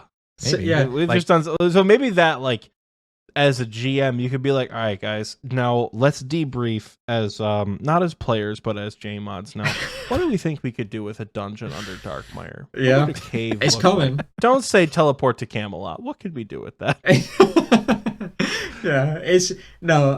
I will say, I don't think there's any shortage of people wanting to play TTRPGs in the office. I think there is a slight shortage of people wanting to run them. And that's maybe not for lack of desire, but like people are intimidated by being GMs. So I've been sort of like, I've been, as I said, running games in the office, and there's quite a lot of people who want to be a part of it. Some of them can't because they're like remote, and they're waiting for us to do like online games. We're currently doing them in person. So you do have remote people. We do. You're saying there's a chance. We're on. I believe I'm not HR, so I can't confirm this. I'm just kidding. No. But like, I believe we can't do like remote outside of the UK because hiring and stuff like that. But I don't really know how it works. Don't take my word for it. I'm just being silly. So so you're doing. Are you encouraging people to like? Yeah, I know how to do it, so like take them under your wing. And I haven't really pushed anyone to GM just because I think like most of them have played like 1 or 2 sessions and they played them with me. And so like I it's a bit early on for that. Many of them don't even know the rules. It's just that, so I am, for simplicity's sake, because that's one thing that I think 5th edition does quite well, is I am running some 5th edition games, and I played the game for 6 or 7 years. I have encyclopedic knowledge of the PHB. I don't need a PHB, neither do they, because anything they want to do, I know like how they do it. So many of them don't even know the rules. They just say they want to do something, and I'm like, oh, well, by the rules, that's how this works. And that's fantastic. Yeah, it makes it go really quickly, but it does mean that they literally don't know how to play the game. They're just like there and doing stuff. I feel like that's fine, and I feel like maybe at the end of the day, that's what Dungeons and Dragons is about. Yeah, definitely. I think TTRPGs in general, right? The system's just a framework. But the problem is, if they want to run the game, that becomes harder. That's why I've shied away from doing it, because I have some great stories, or I think could be great stories. I've also really wanted to make Theater of Blood a D&D encounter. I really think it could be fun to like you know, we have our or like initiative order, and then at the end of the initiative order, Verzik gets a lair action, and then suddenly throughout the next initiative order, you have to deal with these crabs, or you have to go to a certain tile, and then at the end of the next one, something's going to happen. Like, I think there's a lot of cool ways to do that. I don't know D&D well enough to convert Theater of Blood into that. The only thing I know is like, attack is your attack roll, strength is your damage, and defense is your AC. That's the extent of my like RuneScape to D&D translation. Yeah. But the fact that you, like, a weird side note, I am so jealous that you guys are running D&D in person. I don't think I have ever played in-person TTRPG anything. It's all been over Discord. Yeah. And that's another reason why, like, I would love to do something like that in person. Yeah. I would love that in-person gaming experience, which is kind of why, like, whenever Michael and I have met up in person, it's a lot of fun to engage with the community. So envious of that. Yeah, no, it's a ton of fun, and I can't say, like, I can't stress this enough. The Old School team is fantastic. It's so full of talent. You have no idea. No, I really, seriously, everyone's so good. And playing with them is a blast, because even though they have no idea what's going on, they've all got designer brain. They're all thinking constantly, how do I make this interesting? How do I make this fun? And it's a genuine pleasure. Do you guys do that during work? What, TTRPGs? No, straight after. Yeah. So damn, I was gonna say, because that's like the fantastic. That's the best office in the world. Yeah, 4-hour lunch break to play D&D or whatever. we do, like, it is a nice environment. Like, we chat a lot of shit and good stuff comes from it. I'm currently on a personal mission to introduce a fishing spot in some sort of creative way to every single PVM encounter in the game. Not because I think the game should have that, but just because I think it's fun to talk about. And it was a direct result of just, like, having a coffee in the kitchen with people. So yeah, it is a great environment. That is so cool. You know, from the pictures and videos I've seen, it doesn't seem like you guys are like in cubicles and shit. Like, you guys are like all just in like one big ass table with like a bunch of computers and monitors. Yeah, pretty much. I'm a little off to the side because I'm a newcomer and they didn't have enough desks, and it is a little bit. He's got like a folding table at the window. I've got a plenty big table. I just am not close to the main bulk of people, but it doesn't really matter because people, when they're at their desks, are usually like headphones on, focused, and then every like couple hours, someone will come around and be like, "I'm sick of working. Let's have a drink," and we'll go, chat shit. And some of the best things come from that. So it's really neat. I'm seeing a lot of opportunity for potential Jmods D&D stream. That could. It doesn't have to be anything crazy. It could literally be like a one shot. But I think it would be cool if you guys did your own version of RuneScape Kingdoms as a one shot, and not even so much like, maybe you don't have to do it live. It could just be pre-recorded, edited, all that, but then streamed and put on YouTube. Maybe, yeah. You have any interest in that? I think the problem is time. Like, I don't want to make it sound like terrible because it's not. In fact, I'm told off for doing like, work while I'm at home than I am like, I'm not. When people find out I've been like doing too much work, they're not like, oh wow, sick Joe dude. They're like, stop. All right, I just doxed myself there. We'll bleep it out. Don't worry. Yeah. We'll bleep it out. They'll just say stop. And I really appreciate that because I do better work when I'm not tired out my mind because I'm like working unnecessary overtime. But everyone is genuinely really busy. Like, people are really busy. Everyone's always working super hard to get things done, and so it can be hard to find the energy to sit down for 4 hours to do like a big thing that we're going to like then put on social media and stuff like that. It's not, and it's so much different from when you're just like hanging out with your friends playing a tabletop versus when like it has to be recorded. Like, we recently had this conversation. Michael and I were in a bit of a short D&D campaign with some of our friends who we've all met through the podcast, and I don't know, it somehow came up as like, oh, are you guys recording this? And I think I went, fuck no, I don't want to record this. Like, I don't want to put that kind of work into it. I just want to like hang out, crack a cold one, and like play D&D. You know, it does make a difference. Yeah, the therapist in me is going, what if you took a goddamn break from work and didn't work while you were at home? But the player in me who video games as a whole, right? You've said you love video games. So I'm sure you've seen that like crunch is kind of a problem, and it leads to tired employees and pretty shitty game content. Mm-hmm. Within the realm of what you can and can't talk about from the office, do you feel that's a thing at Jagex? Do you guys feel crunched by? Thankfully, I can speak with like total clarity on this. I have at no point received any sort of pressure to do any sort of overtime. Now, I admit, sometimes it's just a bit of fun. It is just like you're working on something like, oh man, I'm having a good time, and you do end up doing like a little bit more. But I've only ever been like recommended to not do it. I've never experienced like pushes like that. It's a really, really, you know, if it weren't like that, I couldn't talk about it as easily, right?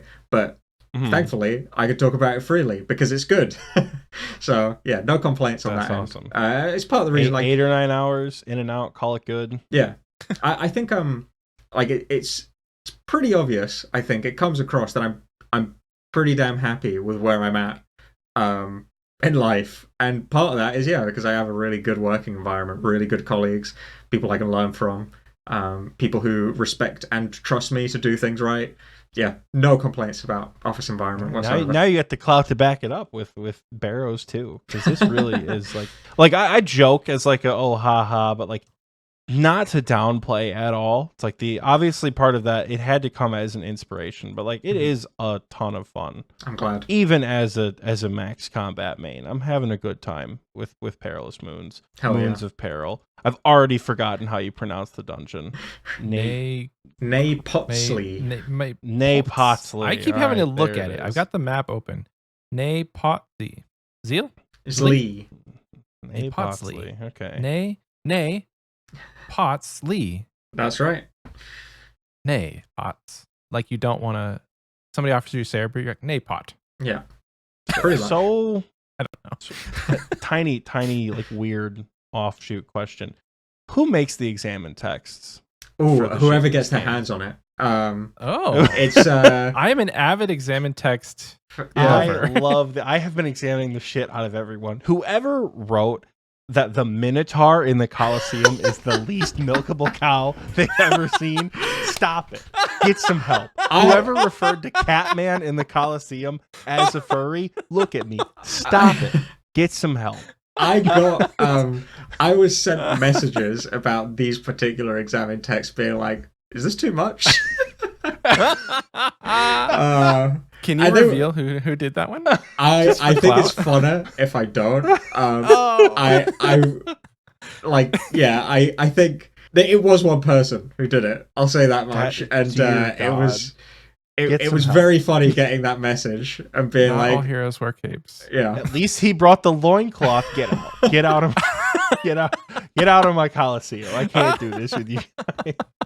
Oh gosh. Do you have a favorite examine text from Perilous Moons? Because it was, sort of like inspired by my time running dungeons, and if you take it far back enough, Old School Runescape is a game inspired by TTRPGs and like old D&D, and the purpose of examine is to simulate like that moment of the GM or a player going to the GM.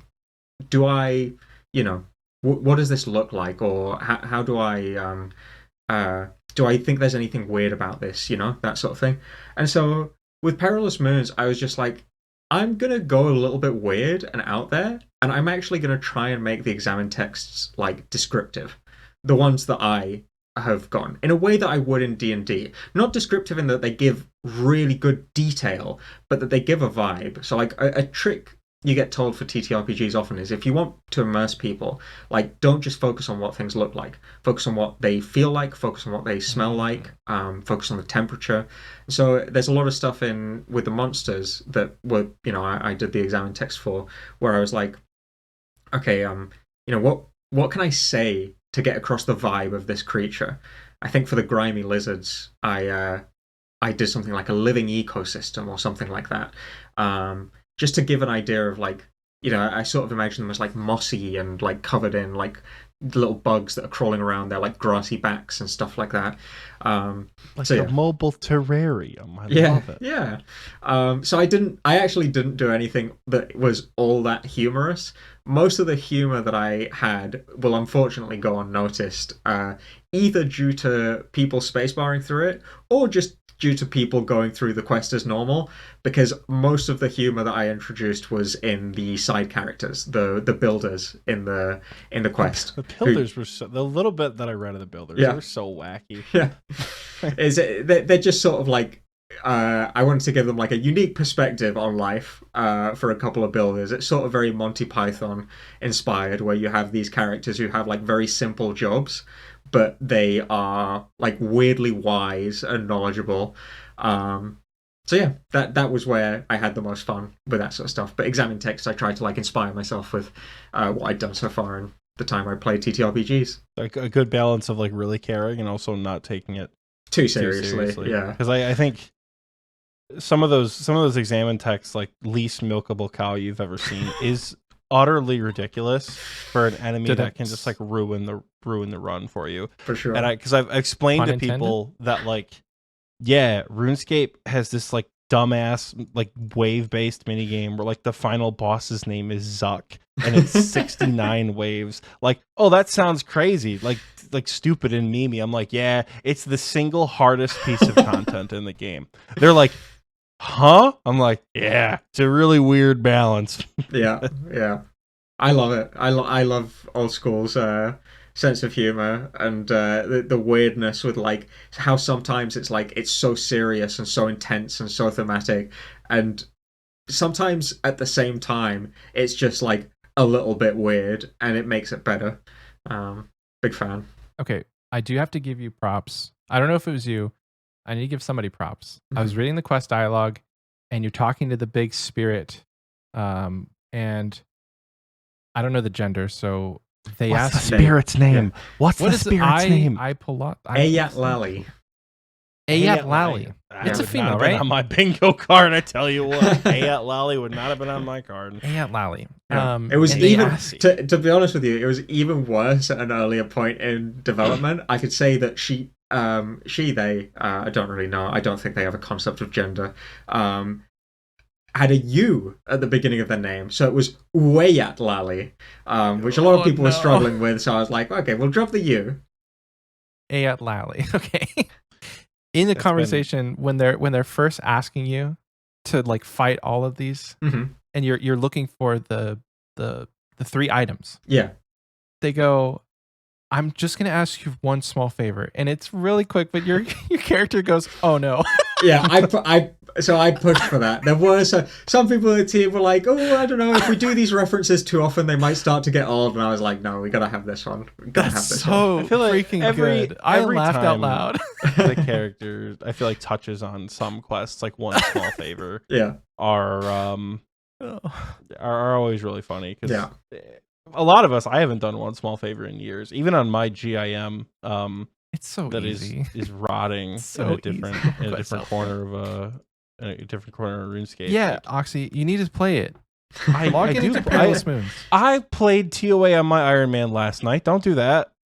No, you don't do that. You played on your main account in Ironman gear. That was the same gear that I have on my Ironman. I wore like a myth cape and like a fighter torso and shit. People were like, are you going to bring your Infernal cape? I'm like, nope, don't have one on my Ironman. But I also don't have a fire cape on this account. So myth cape it is. Nice middle ground. So if you can't tell, we're in a group together and he doesn't play anymore. Listen, okay, I have other things to do that I care way more about. Sure. Michael's carrying the group at this point. You know? That's what we're okay with. But I forgot what I was going to say. The quest references. Oh yeah, quest references are fun. Mm-hmm. Quest references are a lot of fun. I think somebody asked, like, if you haven't done a Kingdom Divided, which was only a small point of contention. I wanted to ask about this actually. So go ahead and ask your question. If you haven't done a Kingdom Divided, does the dialogue in the first quest you do in Varlamore change? So I don't know off the top of my head, but given who had the largest involvement with it, I would almost say I'm certain. Yeah, I don't think it's going. So many people are aware that Mod Ed makes a lot of quests and he's pretty good at it. And yeah, they had a large involvement in that, and it's the sort of thing that they would think about. So I would say yeah.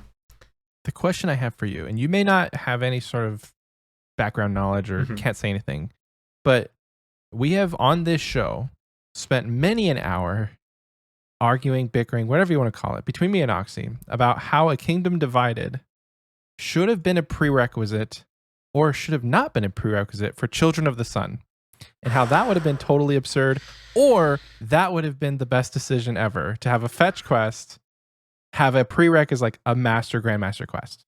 Yeah. Was there any discussion amongst your colleagues of like, how do we introduce Varlamore without having a Kingdom Divided be some sort of tie, when at the end of a Kingdom Divided, you are pretty much introduced to Varlamore, and this is like they're coming out of their hiding? Yeah. So I think there's a couple of things about it. Obviously, Varlamore was like hinted at in the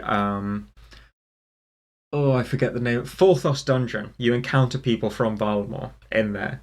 So it's all over. It's all over that part of Zaya. Yeah. It's all yeah, over. yeah. So there's a knight in the castle. Yeah. So they've always been there, and I think timeline wise, yes, for players like us who completed AKD before Varlamore existed, it makes sense that it would be a prereq. But if you think, let's say 20 years, the game's still around, someone comes in, Varlamore exists, right? Why shouldn't they be able to go there? And then maybe they go to Varlamore, they do a bunch of stuff, and then they do AKD, and they're like, oh shit, stuff's getting like, now there's going to be tensions between Varlamore and Korend, you know? Maybe that's their story, sort of thing. I can't say, I don't think it was ever a point of discussion, because to be completely honest with you, like, it's just not realistic for an update this size to be locked behind like that. Yeah. AKD doesn't have that strict of requirements, you guys. Come on. Come on. I think I admittedly was I was initially heated when it came out, and then I was a little bit less heated because, like, my biggest gripe, because I was in the camp of like AKD should 100 million% be a requirement. It doesn't make sense to me that Varlamore has been locked away for a century. No one's been in, no one's been out, especially not from Zaya. And the first fucking time they decide to go over to Zaya, the king gets murdered with a weapon from Varlamore. In what universe are we as players not going to be the first person in to figure out what's going on for the people of Varlamore to go, maybe we should open our doors, and then we get the rest of the story from there? From me, that made the most sense from a narrative standpoint. So when I found out Children of the Sun was like, yeah, the only prereq is that you're able to like walk to Varrock, I was like, you gotta be fucking kidding me. There's no way. I think do you think though it works the other way around, where like you explore Varlamore, you understand Varlamore, and then one day Varlamore attacks? I do, and I think after a little bit of like angry rumination in Discord with some of while I was at work when I read the blog post, I kind of came to the conclusion that like I don't like this story beat decision. However, Mod Ed and the rest of the quest team have not missed, so I'm sure they're gonna cook up something good. Yeah, I mean, I have at this point be satisfying, but at this point I have insider knowledge, and that has only inflated my confidence in the team to deliver something good. So I have a pitch for you. Yeah. The continuation of the Zaya storyline, the next quest should be called A Kingdom United. Oh, that's sweet. I'll pass it along. If that happens, I don't know if whatever the quest entails, if all of the kingdoms are going to come together, not the kingdoms, but if the kingdom comes together after they've been wrongfully after the king is wrongfully assassinated, or rightfully, the kingdom, who knows? Who knows what's going on? Very Game of Thrones-esque. But AKD was one of my favorite quests for a long time. I can't remember what my new favorite is, but It's one that's come out recently. Yeah. But AKD was so good. It's the first quest that I ever did without a guide. Took 4.5 hours. Yeah, it was very, very Should good. not take 4. No, AKD took a long time. AKD, Beneath Cursed Sands. Oh, Desert Treasure. Whenever new big favorite. Quest comes out, Michael and I try to do them without a guide. Just to sort of like bring... Because I enjoy quests. I enjoy the music. I enjoy the sounds. I enjoy the different pieces of it. And I like the memories of not knowing what's going to happen. DT2 took me 7.5 hours. And I was like shitting myself. I remember I kept undeafening when I was in VC. I'm like, there's no fucking way he brought the Barrows brothers out. And I would deafen again just to like hear the rest of the quest play out. So I'm cool. really excited for stuff like that. To come along. Here's a question. Did you write Perilous Moons with the like background, like with the thought of like, I want somebody to be able to do this without a guide? Or was the wiki step by step in your brain when you were going through and trying to figure out like puzzles and things like that? So generally, I think nowadays we're a lot better about not needing the wiki to be involved. I think, again, my opinion is that the wiki is now an intrinsic part of the game. That is just how it is. And we don't even need to get away from that. But release day is cool. And we should support the players playing on release day. So like stuff like needing to check the wiki to know that you need to bring a knife, 10 logs, an axe, all of that stuff we try and move away from. So, for example, during Perilous Moons, everything you need is given to you at some point or another. I did notice that while doing all of the quests throughout Varlamore. It's something I picked up on because the day I streamed, I did the frog quest. Hell yeah. Because after I got my ass cheeks clapped in the Coliseum a couple of times, they said, you got to go do the frog quest. And I said, oh, sure. And then I loved it. That might be my new favorite quest in the game. Good. Which we actually have one of our patrons asked. March 20th was like World Frog Day. Was that on purpose that the quest came out that day? So not to my knowledge, but like...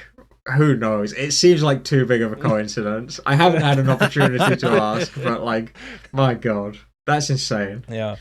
But I noticed while doing all like, at first light, doing the Perilous Moons quest, I almost had the quest in Camtorum. We've been talking about the whole goddamn time. Yeah. What's is it Twilight something? The Twilight? Twilight's Promise? Twilight's Promise. I was like, Twilight's Prison isn't correct, but like, doing all of those quests, I know as an experienced player, Graceful, Fang, Dragon Defender, Vernic Defender, Infernal Cape. 10 stamina potions, about 5 mil worth of GP, house teleports, and then a bunch of random shit. Yeah. Spade, a tinderbox, an axe, a lockpick, and some rope. Usually, we'll figure it out from there. And if I have to go bank, I guess I'll go bank. Any opportunity of like, oh, I didn't bring a hammer, and I was like, what are the chances? And I hit the alt key, and sure enough, there's a hammer spawn 10 feet away from where it is. I'm like, this is nice that they're not punishing players who don't know. What does it add for players who are like doing it on day one to have to bank for a hammer? It makes it more inconvenient. Yeah, that's why I take all the bunch of like random stuff. Like for me, I'm like, I don't want to go back and bank. I want to minimize the banking so I can enjoy the quest. So I think it's super cool that stuff is being slowly added into newer quests. Yeah, so that's sort of like something we look for in feedback when we, review each other's stuff. We're like, oh, hey, is there an easy way to get this item that you absolutely need? Like, especially in Napotsley, the bank is such a pain to get back to. So, like, if you, like, were in the middle of the quest and you suddenly needed a knife, that would be such a pain, especially because the point where you need a knife is right before you're going off to, fight these things that are a threat to the city of Camtorum. So it's like sort of kills the tension of like, hang on, guys, 5 minutes. Go to the bank, get a knife. Realistically, you're not going to do that. Yeah. So somebody's going to be like, hey, you need a knife? I've got one. Just give it back. Yeah. So to keep pacing and stuff like that and to support day one people, that is something that we look at doing, and I think everyone's definitely not game breaking to put a hammer spawn right there. I think that's something that older quests UIM Snowflake, as you guys said, will make their account. So this one item made everything possible. This changes everything. Here's a unique question for you. You've mentioned you're working on upcoming quests. You mentioned your a GM of several years, I imagine you've designed your fair share of puzzles for players to get through. How difficult, like, what's the difficulty cap with a puzzle when you're designing a quest? Because I try to think of, like, I have no fucking clue how people got through Song of the Elves on day one. Dude, no, sir. I had to. Sir. That was not I didn't know much about what happened in Song of the Elves, but you bet your whole ass I had the wiki open. A quest journal is not going to help you in that. Yeah. Like how do you balance, like, when a new Grandmaster quest comes out, when it's Desert Treasure 3 or whatever it is, you know, how do we make the puzzle difficult that people can actually realistically finish in a day? Because, like, we don't want 17 hours for the first quest completion, I imagine. No. You know? So I can't speak to what other people's strategies might be. I can speak to my experience with GMing. It's that I used to make, like, puzzles just to challenge my players, and then I was like, wow, this is just not fun. Maybe I should design puzzles around the idea that they are fun, and then the challenge can come, you know, as much as... So, like, I don't know whether I succeeded in this, but the talisman puzzle I thought was a little bit of fun. With, like, oh, one of them points you north or south, the other one points you east or west, and you kind of have to calibrate. I did like that. Is it challenging? Maybe for some people, maybe not. Don't really care. Mostly about just interacting with the world in a slightly different way. That's the main goal as far as I'm concerned.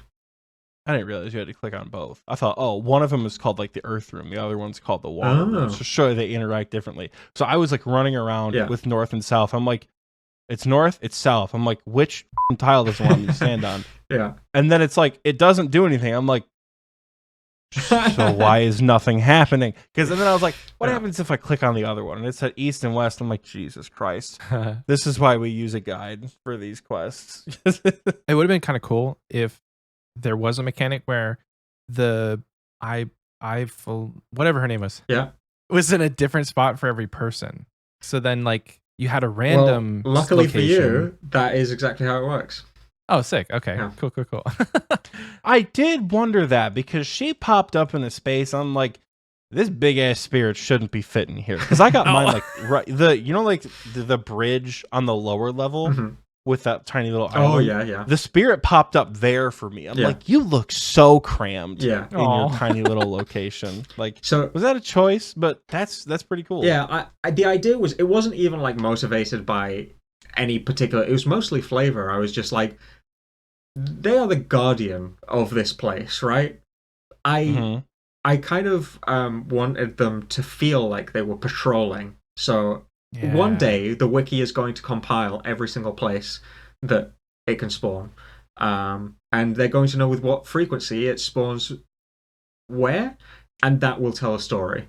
It'll be a small one, but yeah, that was the idea. So I'm kind of jealous of people that get to go through this in a couple of years. And it's like the story's kind of fleshed out. All the Easter eggs are revealed, and they get the full picture. Because I'll probably never do this quest again. I'm the opposite, unless I'm in a league, you know. Yeah.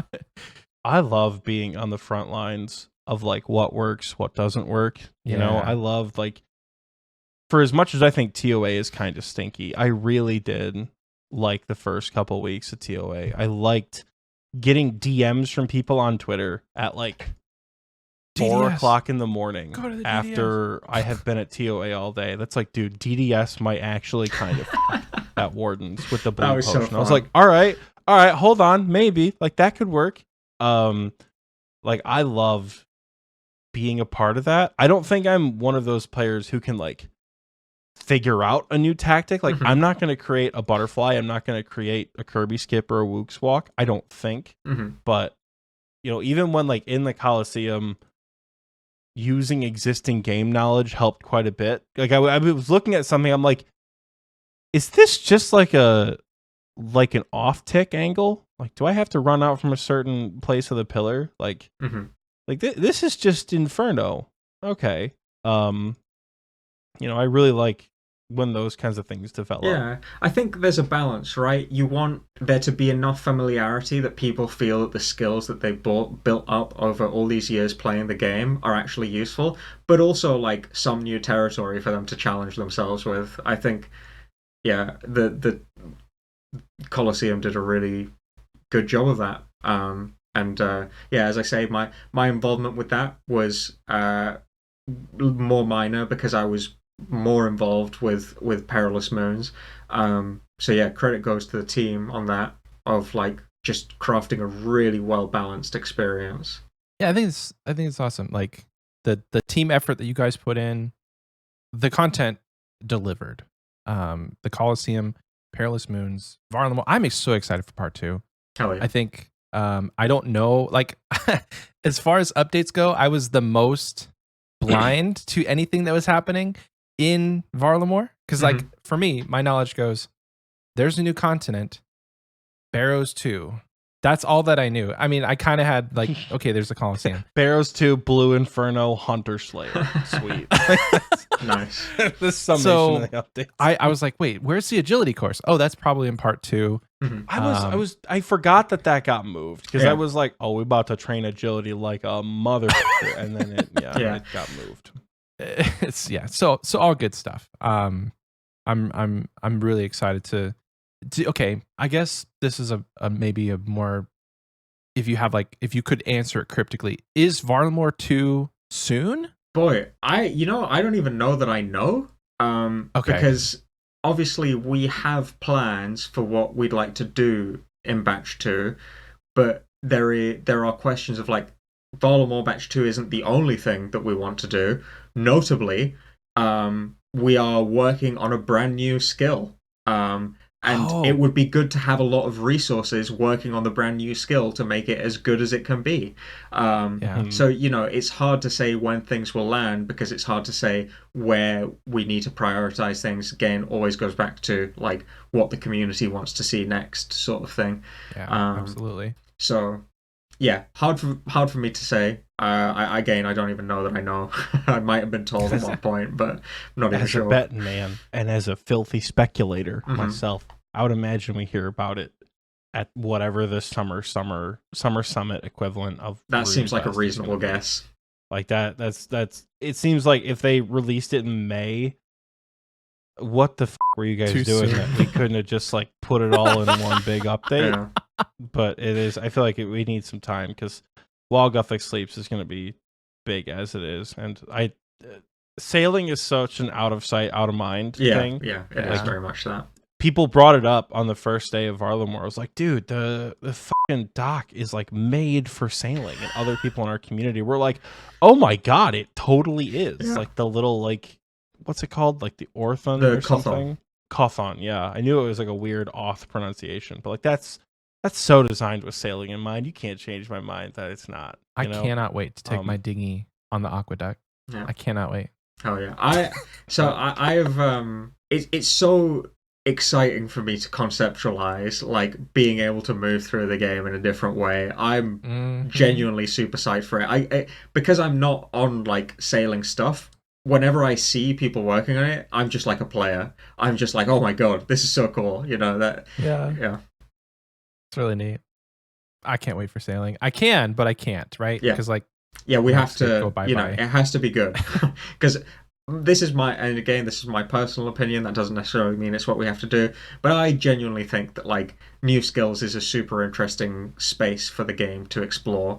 And I want that to be explored. I think sailing is a really complex one, so I don't think every skill should be as complex as sailing is.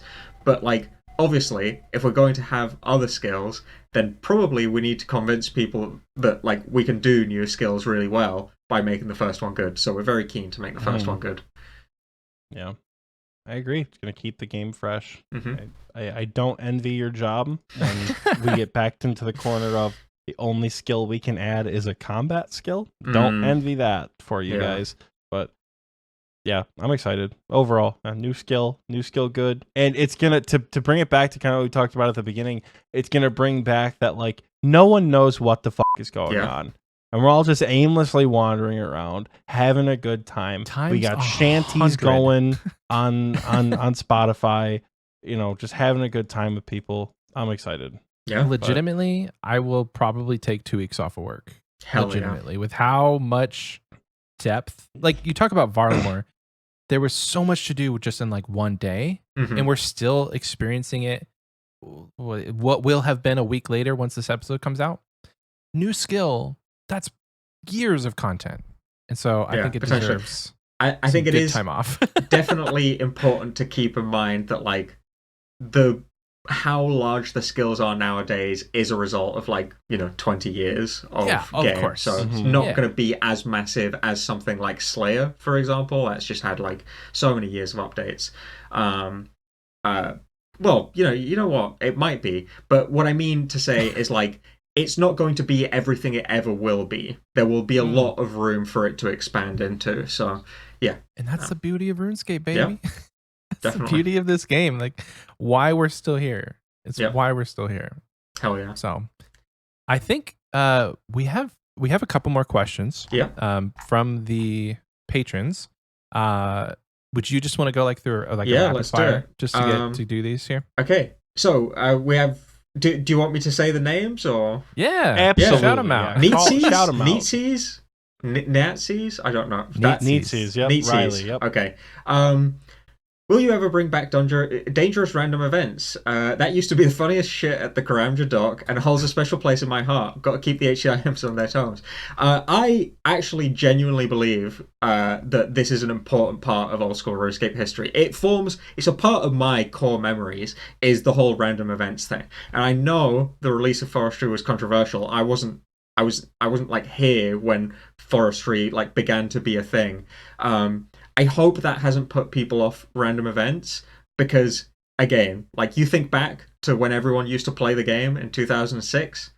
That was such a big part. You saw your pickaxe fly off its handle. Yeah. You're like, what the hell's just happened? That's crazy. And you grief the guy and you go grab it. Yeah. It's for me, a crucial part of the nostalgia. And Old School is in big part nostalgia. So yeah, I'm 100% here for it. And who knows? Yeah, I think dangerous in terms of killing would be hard for us to get past the community. But just make it toggleable. Make it a toggle. Make it in the vanilla settings. Toggle that on. I would toggle it on. That's funny. You know how fight the sandwich lady. You know how horrifying swinging a baguette at you when they pop up in the fucking wilderness. I used to do a lot of Venenatis pre-rework, and the scariest thing in the world would be when Captive Arnav shows up next to me without a name over his head because the player indicator plugin doesn't work. And I think it's over. It's in the bin. I'm gonna get clawed. I'm dead. It's dead right here. Avast ye! I'm like, oh my god, don't fucking do that to me, Arnav. So can you imagine when that actually happens? And it's like, oh, it's a player. Oh no, it's a random event. Oh no, it's a dangerous random event. It would just be if you ignore them. They get mad at you. So you have some time. It's I think it was at least 30 seconds where they're like, hello, are you there? Well, I'll teach you for ignoring me, and then they just start punching you. Maybe method. I think we're just gonna bring back to make people miserable. I think for me, Old School RuneScape as it is right now has done a really good job of taking what the game was in 2006 and expanding it massively. So I think we can do that with random events as well. Make it fun and interesting. Will more content similar to the design of Moons of Peril be released in the future? I love group dynamics. It brings keeping player performance as a solo metric. Also, the resources available in the dungeon are really cool. I'm really happy that people have resonated with this. I will say it's all the team. We all talk about these things, but I personally did want to push for that sort of integration of skilling in a fun way, make it feel like more of a holistic experience. I'm glad that's resonating with players. If you do like it, always let us know, because if you let us know that you like it, we will probably make more of it, because we are a community-driven game. So if you let us know, definitely you'll see more of it. That was Chaos Cleric. Sorry, yes, who's also a maxed player, by the way. Hell yeah! Oh, my bros in the full Torva and the Infernal Capes destroying my mid-level content. I don't mean to be that guy, and I apologize, Chaos Cleric. Infernal Cape is a bold statement. Ooh, but sorry, guys. Sorry. He's almost there. Don't do that to my man. Don't do my man like that. Michael, my identity on the show is being bullied about the Inferno. What are you talking about? That's true. Next is Tiki.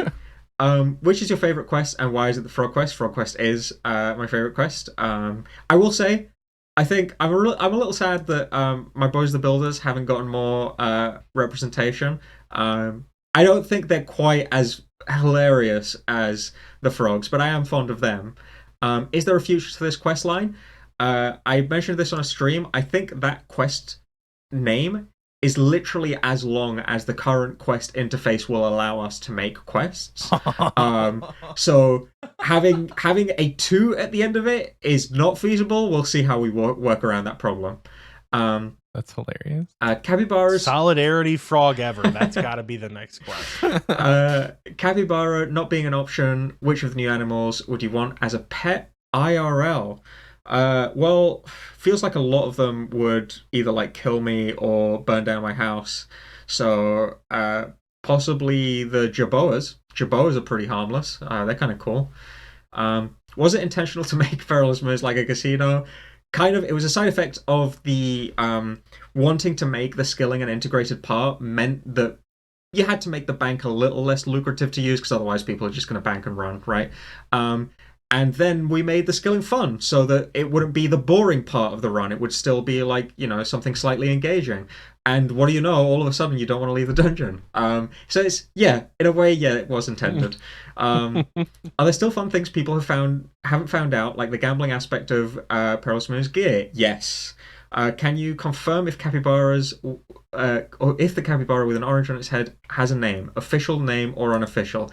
I know who was in charge of pushing for that to be in the game, and I would guess that they do have a name for it, but I could not tell you what that is. The frog question. I love that you word that as like pushing to have it in the game. I'm just picturing a Jmod at the meeting. They're like, all right, fucking Coliseum, fucking moons, cappy fucking bars with an orange on its head. I'm not gonna. No, shut up, Kieran. I'm not gonna stop about this until it's in the game. Yeah, pretty much exactly what happened. But no, there wasn't much resistance from anyone else.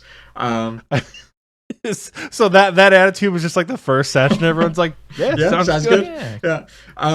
March 20th was World Frog Day 2024. Was that intentional? I really don't know, but I hope so. That's Francine. Oh yeah, sorry. Soggy Waffles. We kind of did this question already more in depth. Were there any scrapped ideas? I talked a little bit about the Warbanders. There's a second part of this. What was the most difficult content to create for Varlamore Part 1 and what caused it to be difficult to make? Okay, so me personally, of the things I worked on, I am terrified of even saying this because it's almost like inviting people who like to break the game to break the game.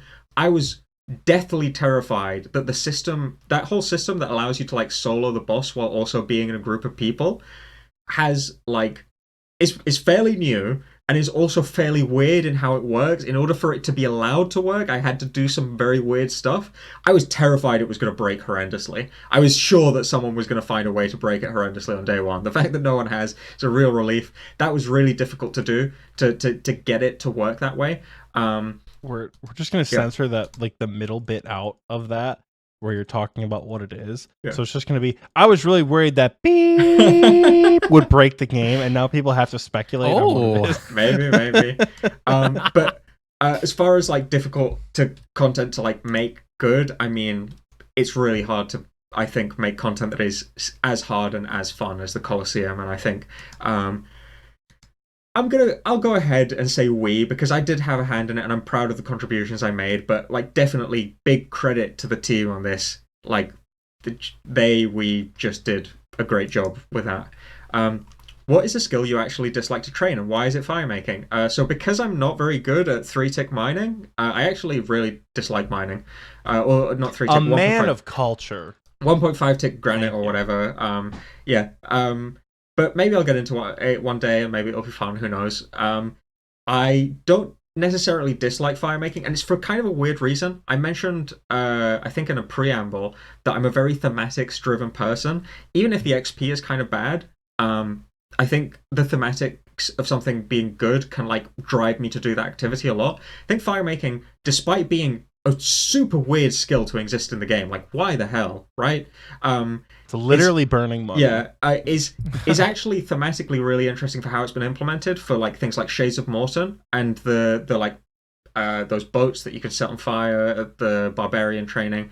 Yeah. And Wintertodt, like weirdly, it sort of explains why an adventurer might want to know fire making. It's because it's involved in like funeral rites in many places in the world, which an adventurer might encounter a lot of death, and there is a giant monster threatening to end the world that is fought back with fire making. So those are pretty good reasons to know fire making. So thematically, I really like where fire making is in the game right now. I think the team, way before I joined, did a fantastic job of making it so that it actually felt like it had a place in the world. Will the cold interruption while fletching at Wintertodt be removed anytime soon? I'm not working on it, but as a player, I would definitely be in favor of the flinch thing. What is your spirit animal or NPC in Gielinor? Giant frog. In Lumbridge specifically, nowhere else in the world. I want to be a giant frog in Lumbridge swamp. That was Jordy. Thank you, Jordy. Oh, sorry. Yeah, again. It's okay. Man's got one job. Real Crazy says, if they could take something from OSRS and bring it into real life, what would it be and why that? Oh boy. A lot of things is interdependent, because if you brought lore runes in, that doesn't guarantee you can teleport anywhere, because you also need air runes. So, like, do I just say runes? That feels like a cop-out. I think single thing... I love it. Hold on. He says, well, if you bring law runes, you can't have anything without air runes. Yeah. We can't do magic in real life. Also true. Also true. Yeah, you'd have to bring the magic through. What's your magic level, IRL? I think the Justy armor, because it looks fucking badass. Hell yeah. I love Justy armor, even though it's not very good anyway. I think I said the Portal Nexus. Oh, that would teleport be to everywhere in my house. Yeah. Can we get a best podcast for Golden Gnome? We talked about this. Listen, if at next Golden Gnome, if I'm around, I'll bring it up. Just keep us on the top of mind, buddy. That's all we ask. If you're around, are you like on a if Varlamore isn't good, you're out of here? Not necessarily, but like I don't know what the future holds. It's possible that I'll be, like, for example, very focused on a project at the time of the Golden Gnomes, and it will, like, fly by me and I won't even notice it happening, That's fair. Okay. Like, thank God your job's not at risk. No, I don't. I mean, not that I know of, hopefully. Who knows? Maybe after Gothic Sleep, the community will put me on blast and Jagex will decide they've had enough of me. We've There's got one last one. we forgot about this one. What is your favorite pet in OSRS, or what pet would you love to see in game? I have an answer to this, because I think I've been relatively sad that I didn't get it, but I can't. It's been so long since I played the game for like 8 hours straight and had all that stuff in my head. I just play a couple hours in the evenings nowadays. What is my favorite pet? Are you online right now? Look through the collection log. Oh shit, I'm actually not. But I can look at pets on the wiki. I just got the 4-hour message. You could consider taking a break from your screen. I have not gotten that message in a while. I love that message because every time I see it, I should think you should consider minding your own goddamn business, Jagex. Oxie, I've gotten 182,000 mining XP during recording. 240k agility XP. You're at 240k? Oh, yeah. Easy. The muffin. I love Mossbat. Yeah. I actually think it's a really good mid-game fight as well. And yeah, I love the muffin. Or I will reveal myself to be an It's Will fan here and call it the Grumbler. My favorite Mossbat name. Yeah, that's my answer for that. I think that's me, right? That's it. Yeah. That's it. Yeah. Thank you, patrons. Normally we would have the patrons with us to record, but circumstances dictated that we just let them ask questions. So circumstances, are you guys not bullying a Jmod in our live chat. We Michael and I can take it. We don't want you guys to do that to our guests. Damn it. Guys can't be trusted. I just want to say one more thing as well. That I kind of like. We talked about how we communicate with the community and how hard that is and stuff like that. And I just want to say, like, this, appearing on the podcast is sort of an effort in that direction to like be more present in the community and stuff like that. So thanks for having me on. Of course, we appreciate you showing up with so much. We're 145 episodes in, and granted, we're not like constantly trying to get mods on the show, right? We have made an effort here and there, but as I'm sure you know better than most, you guys are busier than all hell. And finding an opportunity on a weekend to talk about what you do for a living for several hours is not always the most appealing thing in the world. Yeah. So we do appreciate you taking the time and telling us about you, telling us about your work, all the stuff you've just done. So we're very happy, and I'm hoping when this episode comes out, people get really excited about it. Hopefully so. It was a lot of fun. So no sweat off my back. But I wanted to say, just as like a general like encapsulation of this idea, like trying to be out there with the community, is something that like I've been struggling to get across is like, I don't need anyone to like me. I think if people like me, that's good. But actually what I'm really interested in is having a productive relationship with the community, because for me, that's what's important about Old School. It's community driven, and I want to have that productive relationship. I think people liking me helps that, but it's not necessary. So, this is like my effort to sort of, be out there and start to connect with the community and try and make it clear that we are listening and that we are engaged and that you are the ones that drive it. And I think like I can safely say that everybody on the team is like committed to that. Like that is the purpose of Old School RuneScape, is to be community driven. So hopefully we have many more opportunities to have productive conversations like these ones. That's it. That's my piece. Well, we're very happy to have you. And again, as a side note, if it's a further testament to what you've been up to, we've had probably a dozen collection log notifications for Perilous Moons item, and probably half a dozen Perilous Moons quest completions in the time that we've been recording, of all different skill levels too. So it's been fun to watch. We do thank you for coming out. I believe it's Michael's week to close us out though. So hell yeah. Well, I know that you mentioned you are trying to be active on social media. Did you want to plug any of that here now? Sure, yeah. At Jagex Rice and Jagex Rice on Reddit. I do have a Discord account and I'm in the official server, but yeah, if you join the official server, you might see me in there. I am. I will be honest, I'm a little overwhelmed with all of the stuff recently, so I'm taking a bit of a break. But yeah, I am always reading and trying to be engaged to the degree that it's, if it's getting in the way of my job, programming new content, you probably don't even want that. So yeah. Right. Well, thank you so much for being here. Like Oxie said, we appreciate you coming on, taking time out of your weekend to do this. I know that this conversation is going to be so immensely helpful to the community, just to get to know not only you, but like the company that makes our favorite video game on a different level.